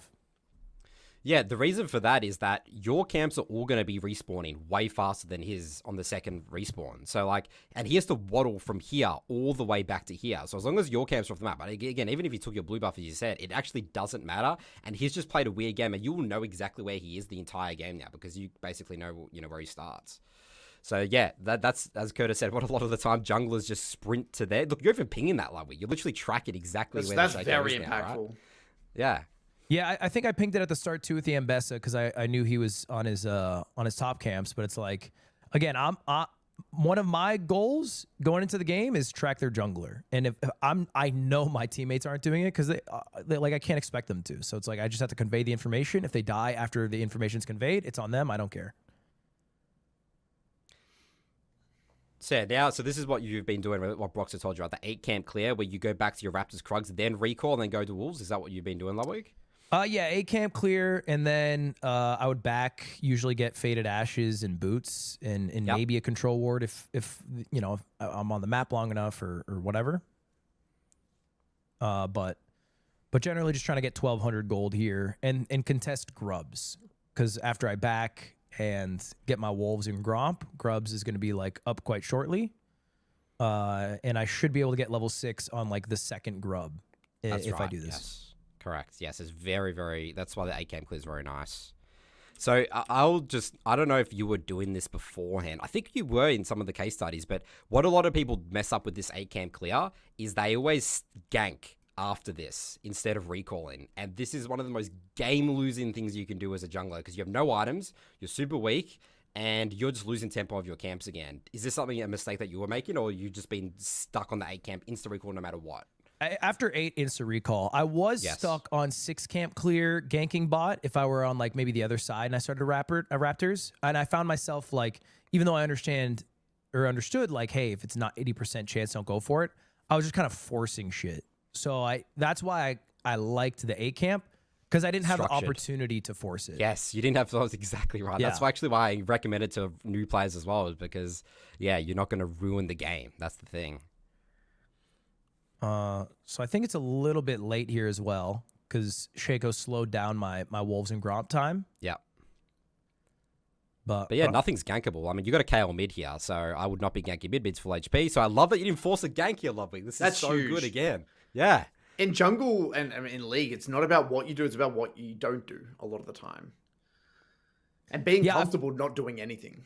I've lost lanes and I know I am the reason I lost the lane for my laner because I went for this play, and like they have to play around it. Like it's, or they can not play around it, but it's still just going to change like their lane state so much if I do it and die, and then their opponent gets stronger from that extra gold. So it's like, unless I think it's a winning play for them, I don't like to put them in that spot. Yeah, so like this is a massive problem I deal with my coaching clients is that if they have no camps on the map, that is the biggest time where junglers ruin games. Exactly what you're saying there, because they're like, oh, okay, I'm not going to stand there and do nothing for 20 seconds. I have to do something, else my team's going to flame me. Why is my jungler doing nothing? And standing still in League of Legends actually just feels uncomfortable anyway. Like, but you need to actually be very comfortable with doing nothing. It's so important as a jungler because there is times where there's literally nothing to do.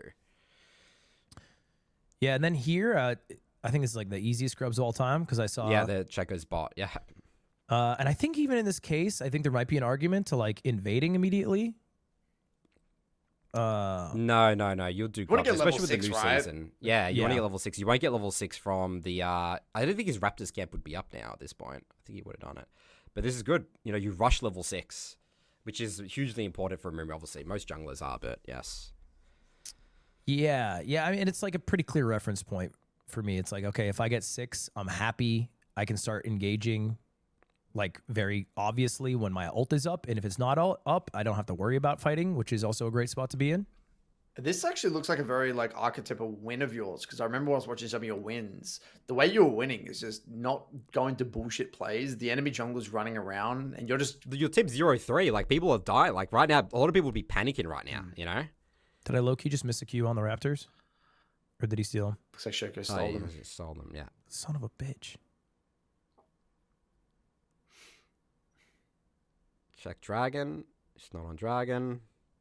One thing I hate about this game is when you ping. Oh, yeah, this guy was good.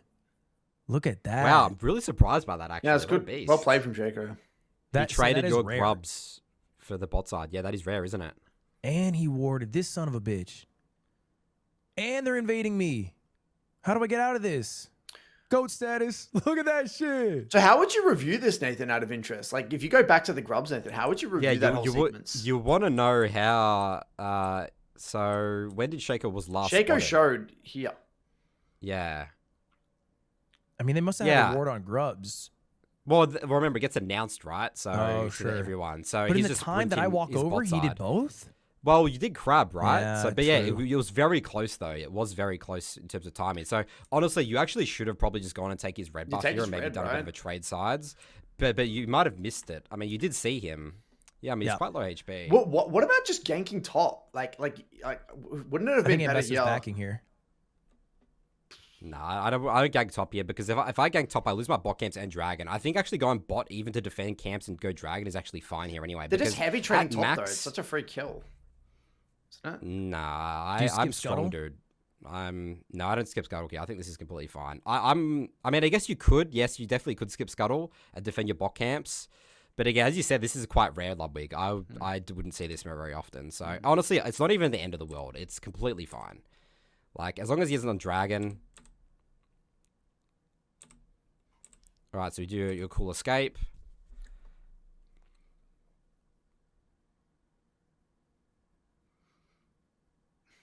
That's easy. I get my team on the board. Come on, got to do something. And then one thing is that I learned at least is like, there's no reason to back even if I have a shit ton of gold because I don't have my ult anyway.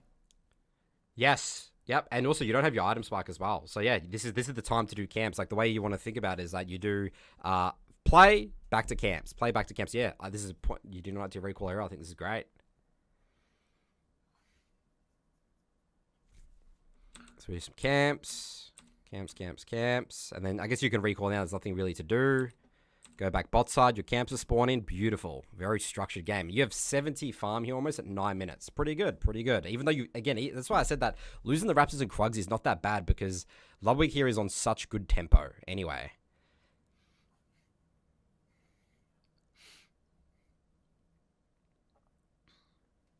Yeah, I find games like these is mostly a mental battle for my teammates. And like, I understand that because like I'm honing power. It's like I'm Goku and I'm charging up to Super Saiyan 2 and they have to wait for that whole sequence. And while it's happening, Cell is murdering everybody around me. Like it's Cell's Shaco here. Yeah. And it's like they just have to eat that. Yeah, it's a mental battle as a jungler, isn't it? Like even just watching that, because I don't play jungle, but watching this, it really is a bit of a mental battle. You just got to hope that, like, you just got to tell your team to hang on. We don't tell them, just assume that they're going to hang on and you make up the difference. So I want to talk about this decision not to do dragon here, by the way. So a lot of people would see Shaco top and be like, oh, I got to go do dragon. Now, technically, it is a 3 versus 4, but you have no ult. But the thing about this is that what could happen is that they have bot push, and then they can go and easily come and kill you and fight on drag. So it's actually a very good call not to do dragon here. I'll see a lot of people panic do dragon, and Caitlyn and Nika will just come and kill you on dragon. So that's actually a really good play to not do dragon there as well, by the way. Yeah, I'm almost only down to do dragon if I saw that team back or they just died. Yeah, that's good. Just high percentage. Again, this is the 80% plays you're sort of talking about. Nice Q, Horrible by the second way. Q here. The first one's great. Second one's generationally bad. I don't know how that hit the fucking melee minion. Yes, in general, the Amumu, I actually did a emoji coaching session today, and one of the takeaways was don't queue if you don't have to. And like this guy's already dead, right? You don't need to do your second queue. So that queue is fine, right? Obviously to engage, but you don't need to do another queue. She's stuck, right? Just save the queue for her flash or if she jumps away, right? Yeah, I think it's just it's like enticing, but it's bad. It is, 'cause it's like, Get oh, that I have the dopamine hit. cooldown. I have the cooldown. I want to use my queue. It's so fun to stun people, right?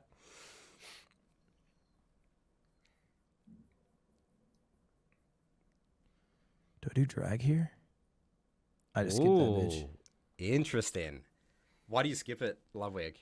Well, bot was low. They were trying to back anyway. I think I'd asked for support and they didn't come over. And then you know, Talon does his Talon shit where he gets off the wall. And I have my item. Yeah. And you have no ult. That's a and you have no game-winning smart play. as well. That's a That is game-winning play. game-winning. Literally. A lot of people do dragon there. How interesting is that? That's a play that's going to win you the game, but it's a play that you didn't make. It's not something you did. It's something you didn't do. That's going to win you the game. Like you can completely throw the game doing dragon there. Yeah, I think I still throw games for Baron. Like I think Baron is the objective that I throw the most for. But the other ones, I'm like so happy to give them up. You know, like if it's not Soul, if it's not Elder, like I don't care. It's fine. And I think here I'm like, this happens a lot. I feel like I like spam ping danger on the objective, but my team is like so... They want to fight. They love objectives. They love them. And they want all of them. And it's like, you can't get them all. And I'm cool not getting them all. Oh, so you're going to go take his raptors now? You want to do Doubtful. crab first? I think I'm assuming I grab Scuttle and go down, clear bot, or top to bot. Yeah, I probably would have taken because Raptors you one shot there Ludwig, and you would have a beautiful path. So I would have done Raptors, and then you could have done your beautiful path down again. And you're not going to kid top, okay?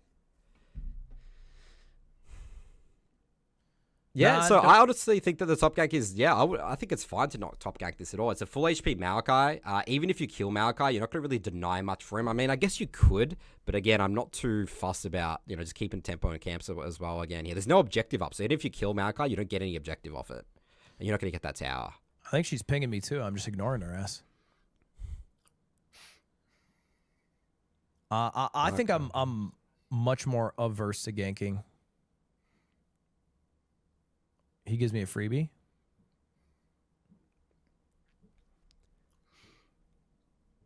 And this is funny to see. You're 3-0 right now, Ludwig. And think about how much those opportunities just come to you. You didn't have to do anything crazy. Like, you're just plotting around the map, just doing your job, and then just kills just happen naturally. This is how the game works. A lot of the game is just, as long as I don't lose the game, the enemy team will lose the game for themselves. Yeah, I think my KP's actually gone down a bit as I've in my win streak. It's because I'm just taking engages that I know are high success or that have fallen in my lap, as opposed to like forcing a gank, even if the gank were to work. So I actually think I'm leaving a good bit on the table as well too. But it's of quite course low you probably risk. are missing some opportunities, but again, it's very low risk. So again, that's not like losing you the game. Like not ganking Maokai there, you didn't lose the game because of that. I think it's a missed That's the opportunity, thing. but it's not going to lose you the game. That's the thing. That's right. And Ludwig will slowly improve on that over time, right? Yep. So Agreed. like you can't go wrong, like clearing camps and then just like ganking, like, in platinum, in gold platinum. I really like this play, by the way. I love this play personally because you got objectives coming up relatively soon. I like it. What do you think, Nathan? Yeah, I mean, the wave's pushed in, so I don't know why Talon's walking up to hit the tower. He can't hit the tower unless they're diving. But yeah, I mean, it's free opportunity, right? Let's go get some kills. And this was, the thing I love about this play the most is that Ludwig's camps are all down. So this is what you want to do. This is the sort of the structure. Again, don't be too rigid with this, but you make plays when you have no camps. This is the best time to do it, when you have no camps up, and you have ultimate. And then now we're just going to plot back to camps. Who cares about that top tower? Yeah, probably not going to be able to defend that anyway. Damn, the R flash is nasty. I do it different, boys, huh? Yeah, I love hate R flash. I hate Shaco, bro. He's just a tricky little minx.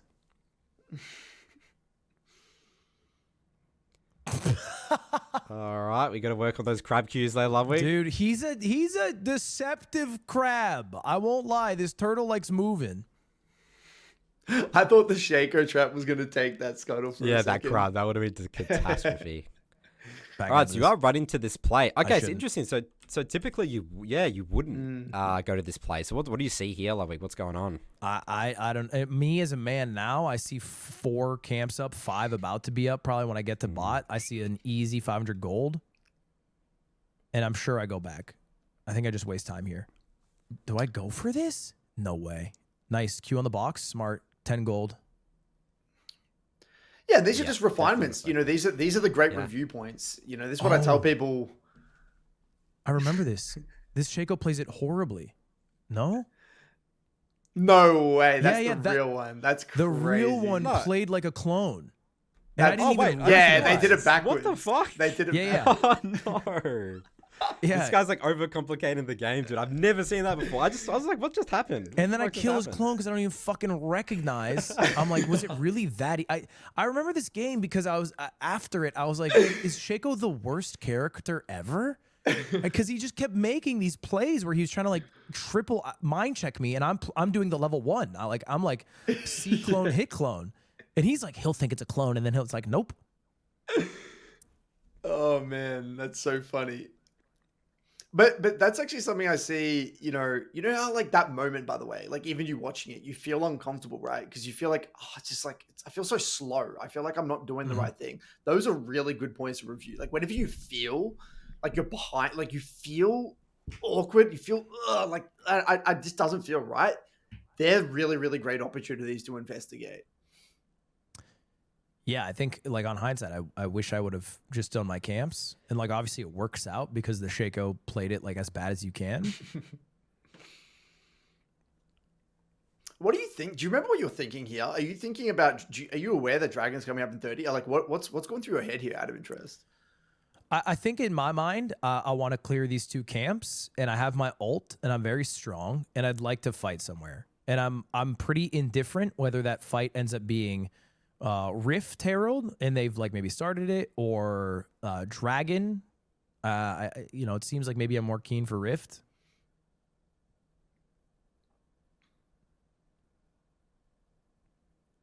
Yeah, I mean, 4 of his team's topside. I think this is fine. I mean, Kay obviously a bit of pride, and Naz is obviously a And free you got rift. Kate, player. Talon bot, free rift. Yeah. I But we think- wanna fight yeah, the I think dragon. I So it remember looks like this. you're hunting for a fight here. Like you just want to fight, I'm which is fine. hunting. You're level 11. This is like you're insanely strong here, by the way. So I this think is completely right fine. here, I remember this fight. I reviewed this fight. I regret Wait, this. actually, never mind. And Best is top. Yeah, this is actually bad. There's 5 people bot. Well, I actually think this is where the champ specifics also kind of come into play. And I'll get my feedback on your gameplay, Ludwig, is I think your pathing and everything for the most part, like you get it. Like it's not perfect, but you get it. But I think the biggest thing missing in your play is like there's a lot of champ specifics that you're missing. And what I mean by that is like the champs that you're playing with, you don't really want to walk into them. You know what I mean? I mean, you don't mind it, but you got a Kale who's nowhere near, is going to take ages to get in there. You're walking into like a Malka and a Shaco. You're walking into a Caitlyn as well. It's a really, even though you want to fight, your team is not really set up properly, you know? But also in general, a good principle in League is that you've been spotted on vision. It's like the fog of war. Like imagine if you're planning to fiddlesticks here. Like these are the freest kills all running into you. You see them on vision, right? So they have a massive fog of war advantage on you. So even though you're stronger, fog of war is really important in League of Legends because they have the first move advantage basically on you. Yeah, I think if I pull up tab at some point, the Kale was very strong. So I think I was like, let me do an objective on the side of the map with my Kale. But they just had like better setup. And I also did plod down like you know, like the fucking One Piece music's playing and I'm crossing and I'm marching. Everyone can see. Yeah. Literally. Well, if you go back, Nathan, I think that's a really great example of like the nuance, because I can see the way his brain is working. I want to go all the way back. Go back. Okay, Here, right? So you can tell his thought process is, okay, I'm strong. I want to fight, right? And he knows Kale is strong as well. So he's got these general principles. I have R. I've got my items. I'm level 11. Kale.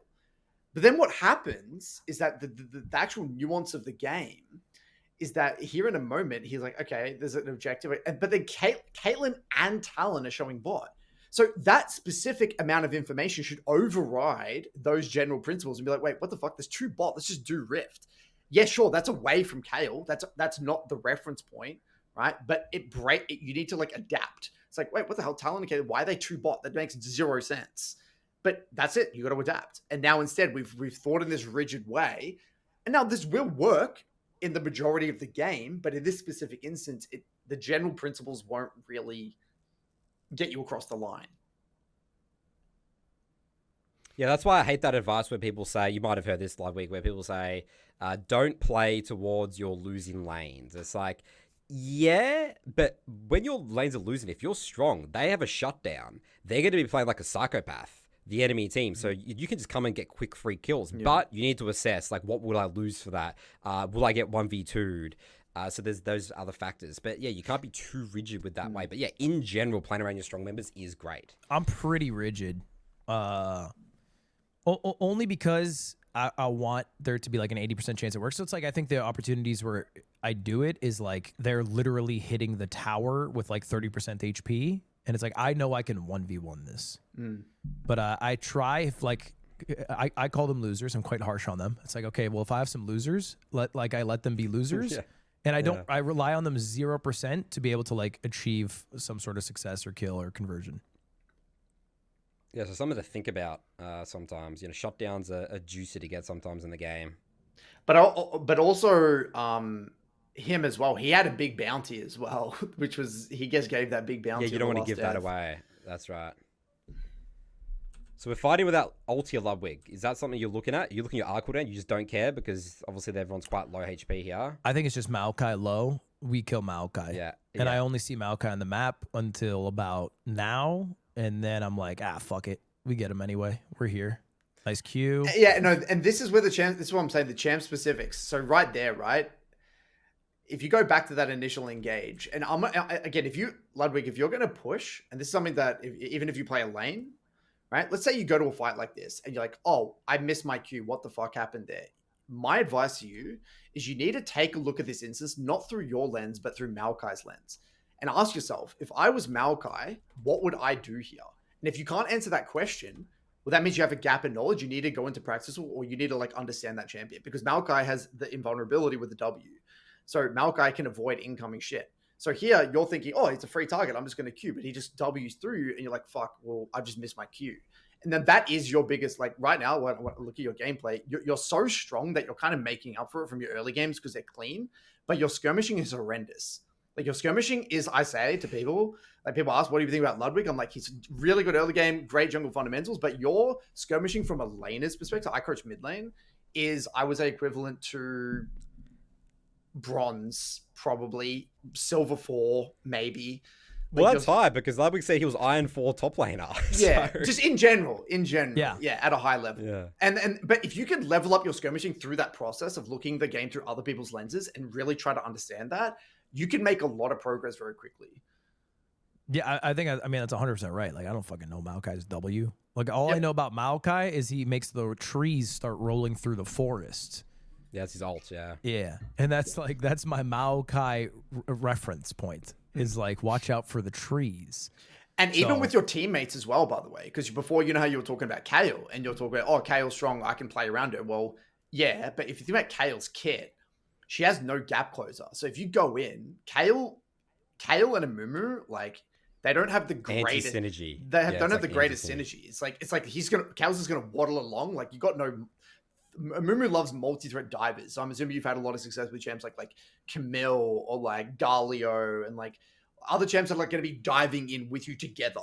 Like, that's what Yone, melee champs, Yone and stuff like as that. well. Yeah.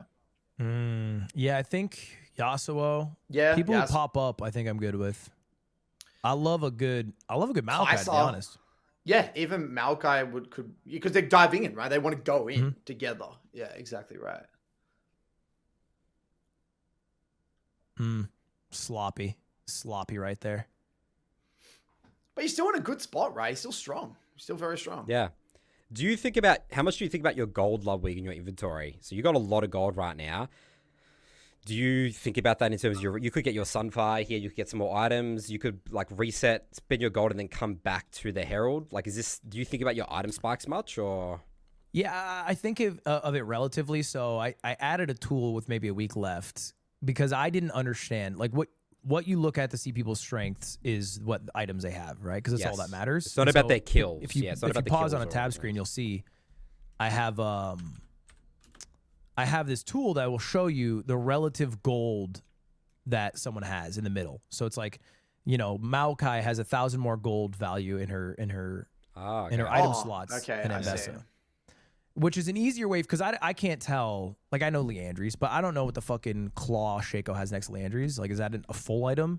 Like That's I know a full item. Yeah, these are 2 full items. So I can't without hovering and then seeing the relative sale gold value and then doing the math, figure it out. So I added this tool to just cheat code, and so this lets me know like, okay, I'm not playing around my MF. She does not have a completed item. I am playing around my Kale. They have like probably 2 completed items. 2. Yep. And so that's like why I made that determination to fight with Kale. And then this would also maybe determine like when I should back. So like here, if I look, it's like, oh, I should back. I'm like 1,600 down from the Shaco, and I have all that money in my bank. Exactly right. Yes. And I'm sure I do after Krugs.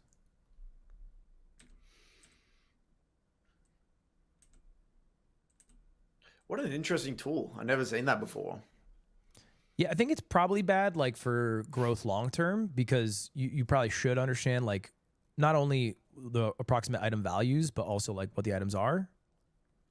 But if you have to get to platinum in a week, it helps. Yeah. Yeah, it's a good band-aid solution for sure. Yeah, so this is such an interesting game state because, again, like your Misfortune, Nami, and Bessa, like Bessa's starting to ramp up here. Kale's obviously a win condition, but as we sort of established is that you're going to be very uncomfortable fighting with Kale this game unless you're thinking about playing that sort of front to back. So honestly, this is a game state where this is not an easy game to win at all. Like this is actually very difficult. You're even down in kills right now. And 2 dragons, I think, as well, right? Yeah. Yeah, I think we're down in kills and gold currently. I think I remember this is a game. Yeah, this is a game where you sort of have to sort of fight your way out of the game. Like you're probably not going to get much lane priority. Like side lane is a bit hard. Like Misfortune, Nami, they can easily get one shot by Talon. Maokai has engaged threat. It's a very archetypal game state, in my opinion. You got some strong members and some weak members. Yeah. Yeah, it's a real ass game of League of Legends, right? You don't just have fucking 3 people winning their lanes. Yeah, exactly. This game also fucked me up mentally because Nico clone and Shaco clone. And Nico can be Shaco. So it's like, I didn't know who I was fighting at the time. I'm not even gonna lie. I was fucking making that shit up. YOLO? Nice try.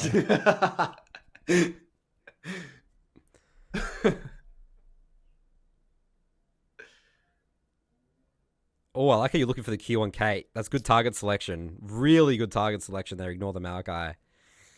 Yeah, that boy's tanky.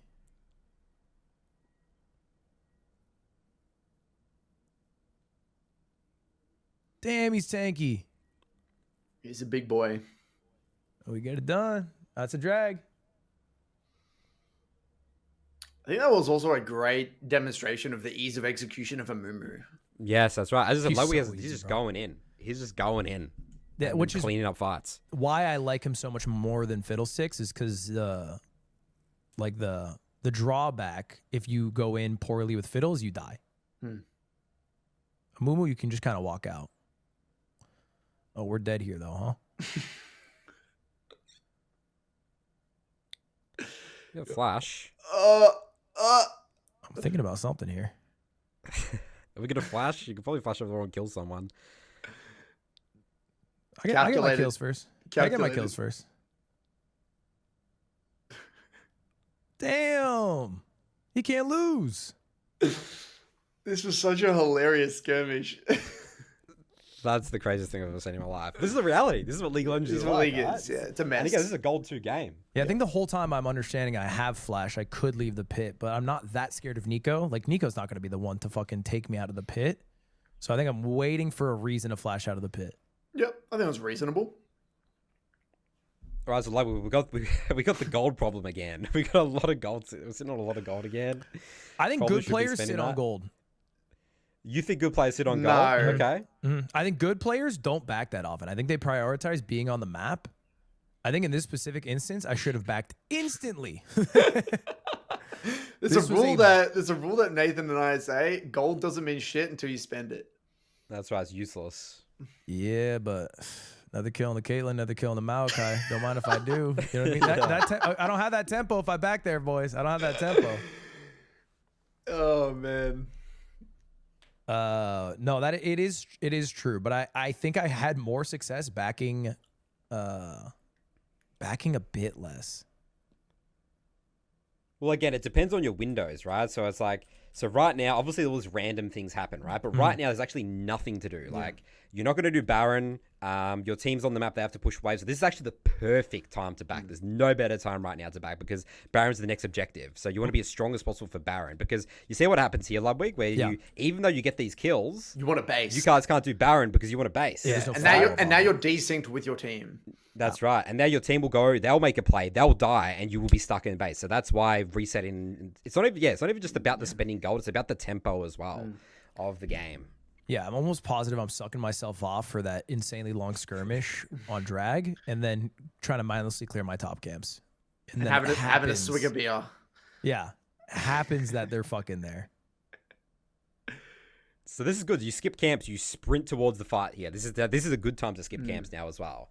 You can't do camps. I'd see a lot of junglers just do their camps autopilot here, but you have to fight there. Yeah, pretty much after my second item, I guess I stop. Yeah, that's right. Yeah, you probably want to be more so just adapting to the chaos in the game because right now this is 44 kills in 24 minutes, almost 2 kills a minute. So this is not a slow-paced game at all. I think my goal is to be on the same line as my teammates. So it's like they're this pushed. I just don't get to do my camps, even though it'd be sick. So I can do you got their camps camp. instead. And yeah, they're exactly right. Yeah, push up into their camps. Dude, the Shaco is so interesting. The Shaco played pretty well early game. Like he, the counter jungling and stuff. But then now he looks like generally like a bronze player, honestly. Like I don't know what's going on here with the Shaco. He's literally useless.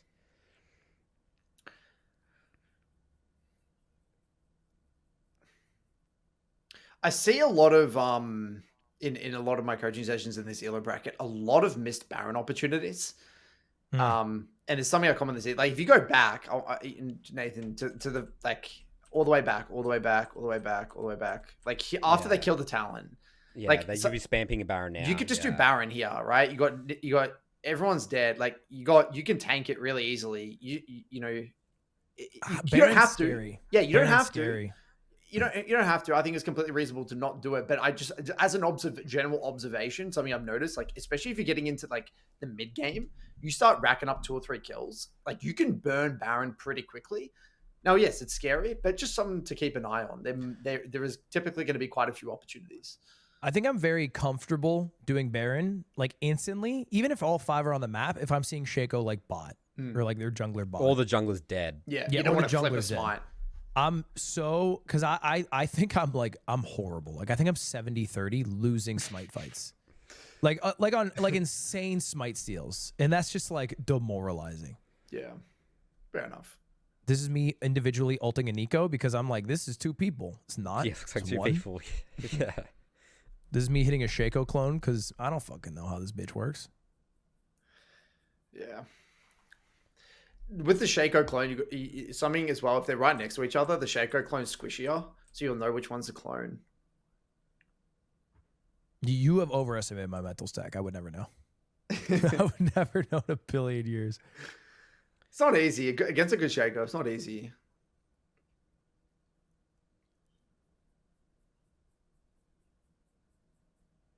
Are they on it? Yeah, it looks like they are, but they're doing it very slowly. No, they don't want to. So Cal is ulting 3 seconds. There's the big forest. Oh, I remember this fight. I think this is an epic fight. This is a great Kale ult coming in. Really, I love how you're peeling here. This is really nice. This is really good. Explain to me why you didn't feel the need to go in here, by the way. Like, why? Like, I love to see a lot of Amumu players just queue in here because it's like, oh my God, fight starting. Why do you not queue in? I probably would have in older games, but I think it's just like where I want to fight with my team is like I want damage to follow up, and damage wouldn't follow up if I went in. Like they couldn't get there. And I also can't get out either. Yeah. Well, that was actually free hit. That was really well played. Like I really want to compliment you on that. Like not going in there and because again the champions of the team, you have a Kale. Peeling that Kale was just really well played. Probably could have won the game there, Loki. Yeah, I think that is the game winning play. That is game winning. That's That is literally the game winning play right there. No, I mean like so many people would just lose the game. Oh, you guys could have ended. Yeah, you probably could have. You probably could have, yeah. But okay, I will say it. By the way, I would have done Baron here as well. So my philosophy that you should follow 100% is if you're ever unsure about ending or doing Baron, always do Baron. Always do Baron. There's too many games I've lost from like it's so close. It's like 2 seconds off. We get wiped. We lose Baron. Bam. We lose the game. Yeah, exactly. You don't want to put yourself. That's the most painful losses. Yeah. I hate those losses. Yeah, I agree. And it's like it's a few more minutes. It's all right. Yep. I don't mind playing more of the game where I'm powerful. Remember, Baron leads to objectives, but objectives don't lead to Baron.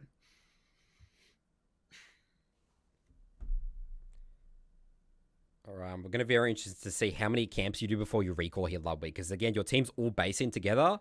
This is the sort of the perfect time to recall right now. Yeah. Well, red buff's more valuable than mid inhib. We know this from double lift. That's what double lift says. That's right. It's pretty good, but yeah. Okay. Oh, this is a disaster. The red buff is fine, but now the Raptors I doubt I back at this point.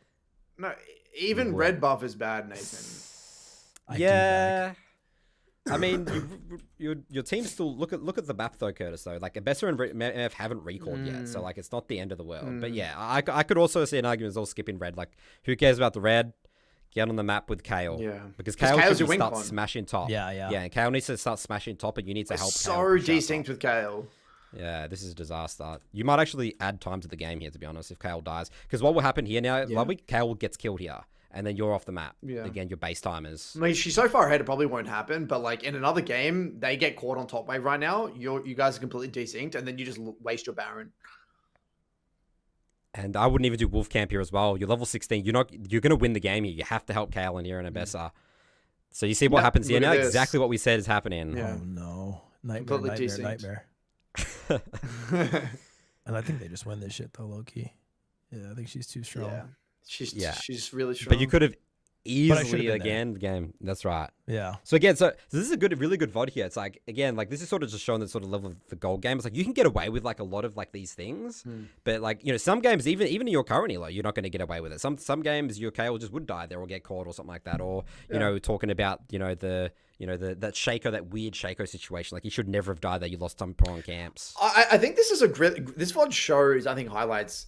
Your archetypal game. You had a really solid early game. You said no to a lot of shit. You said no to some objectives.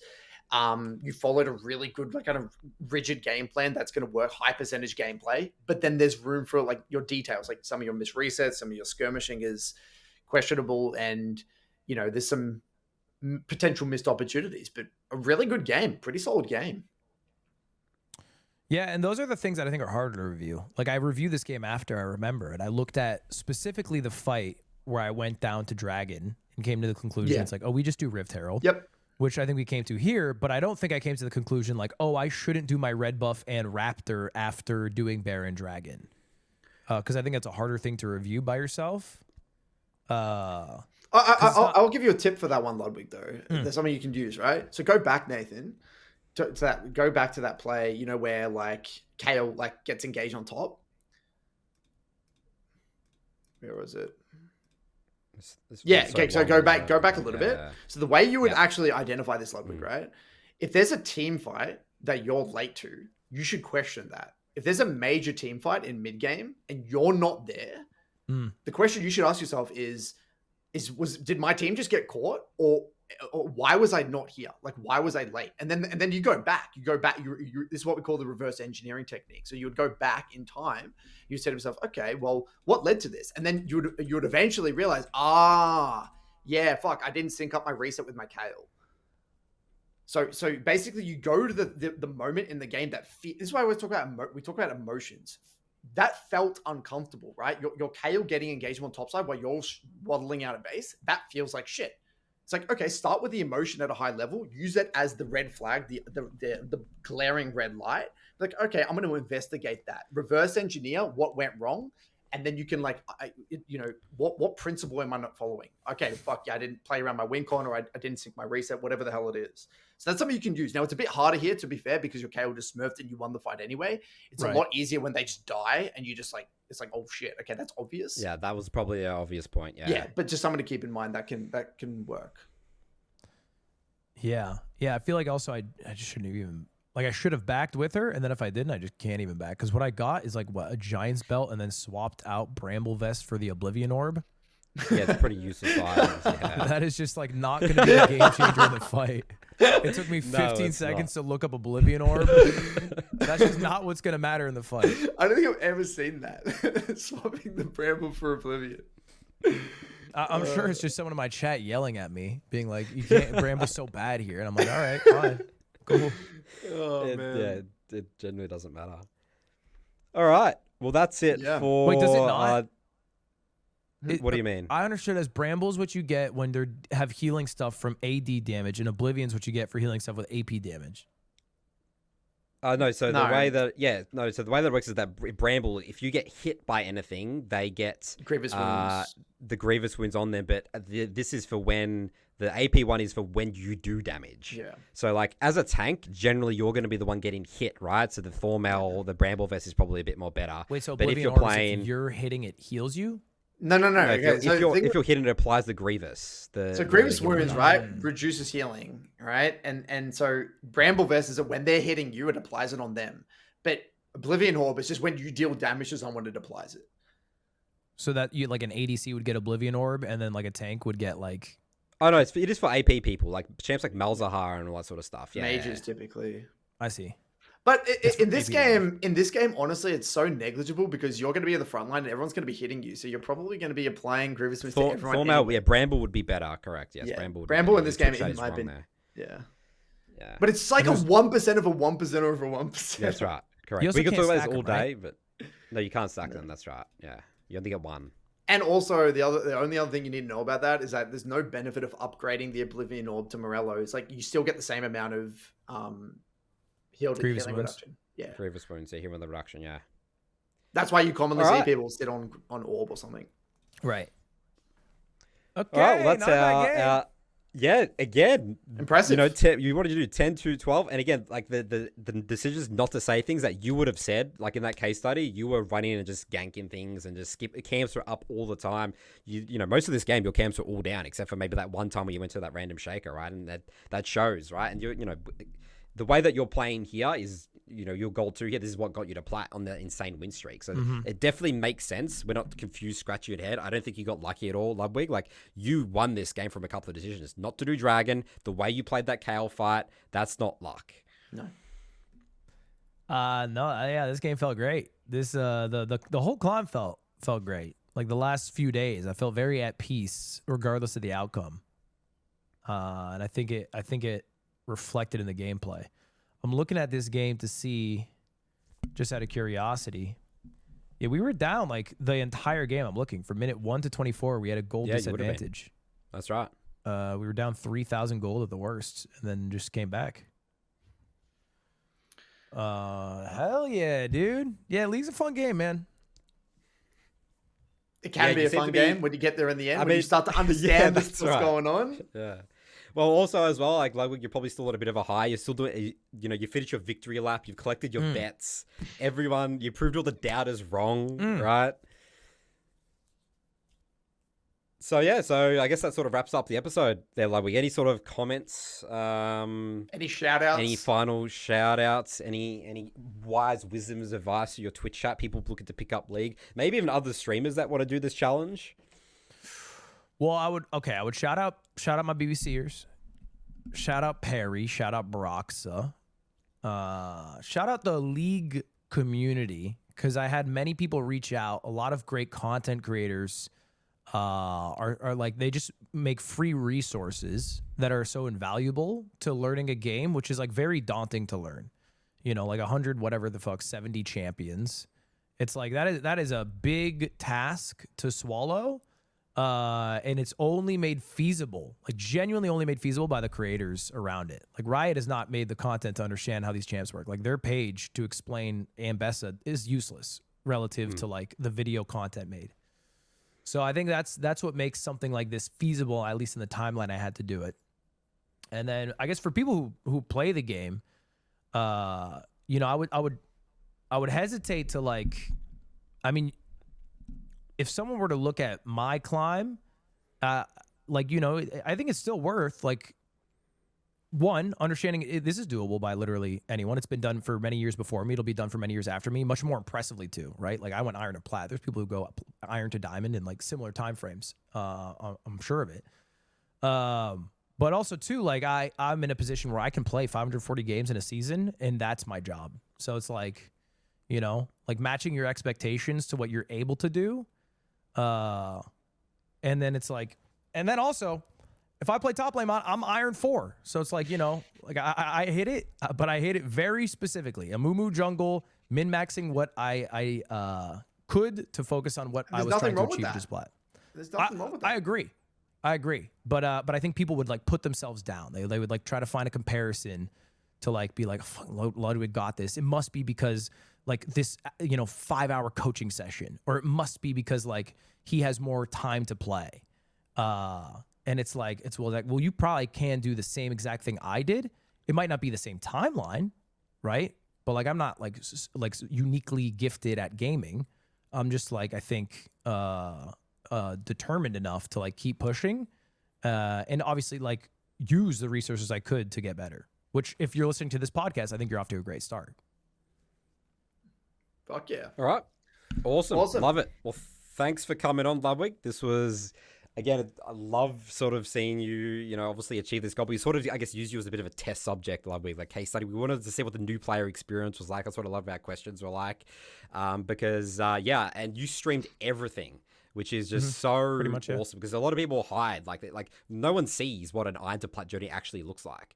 Like, you know, people do it, people got there, but people literally got to see, like, you know, you said you're crashing out, you tilting, how ugly it was, just like the quality of your gameplay. Like, improvement exists, guys. Like, this is, you know, and this is not luck. It's not the system. It's like we're playing good League of Legends. You know, that's the reality. So I think this is I think you've really inspired a lot of people. We've had comments in our own community saying, wow, Ludwig really got me motivated, inspired. It's like, oh, I can actually, like, I can achieve this if I put my mind to it. And, so yeah, I guess thank you as well for what you sort of provided over the last couple of weeks to the League community of your improvement journey. Yeah. And brother, I'm still on the floor. You know what I mean? Like I keep telling people, it's like if the pinnacle of League skill is like Mount Everest in Faker's at the very top, it's like, I'm not yet at base camp. Like, you know, maybe I'm like seeing base camp, but like my relative knowledge is very low. Like I'm still missing a lot of cues and like, I'm still not understanding what all the champions do.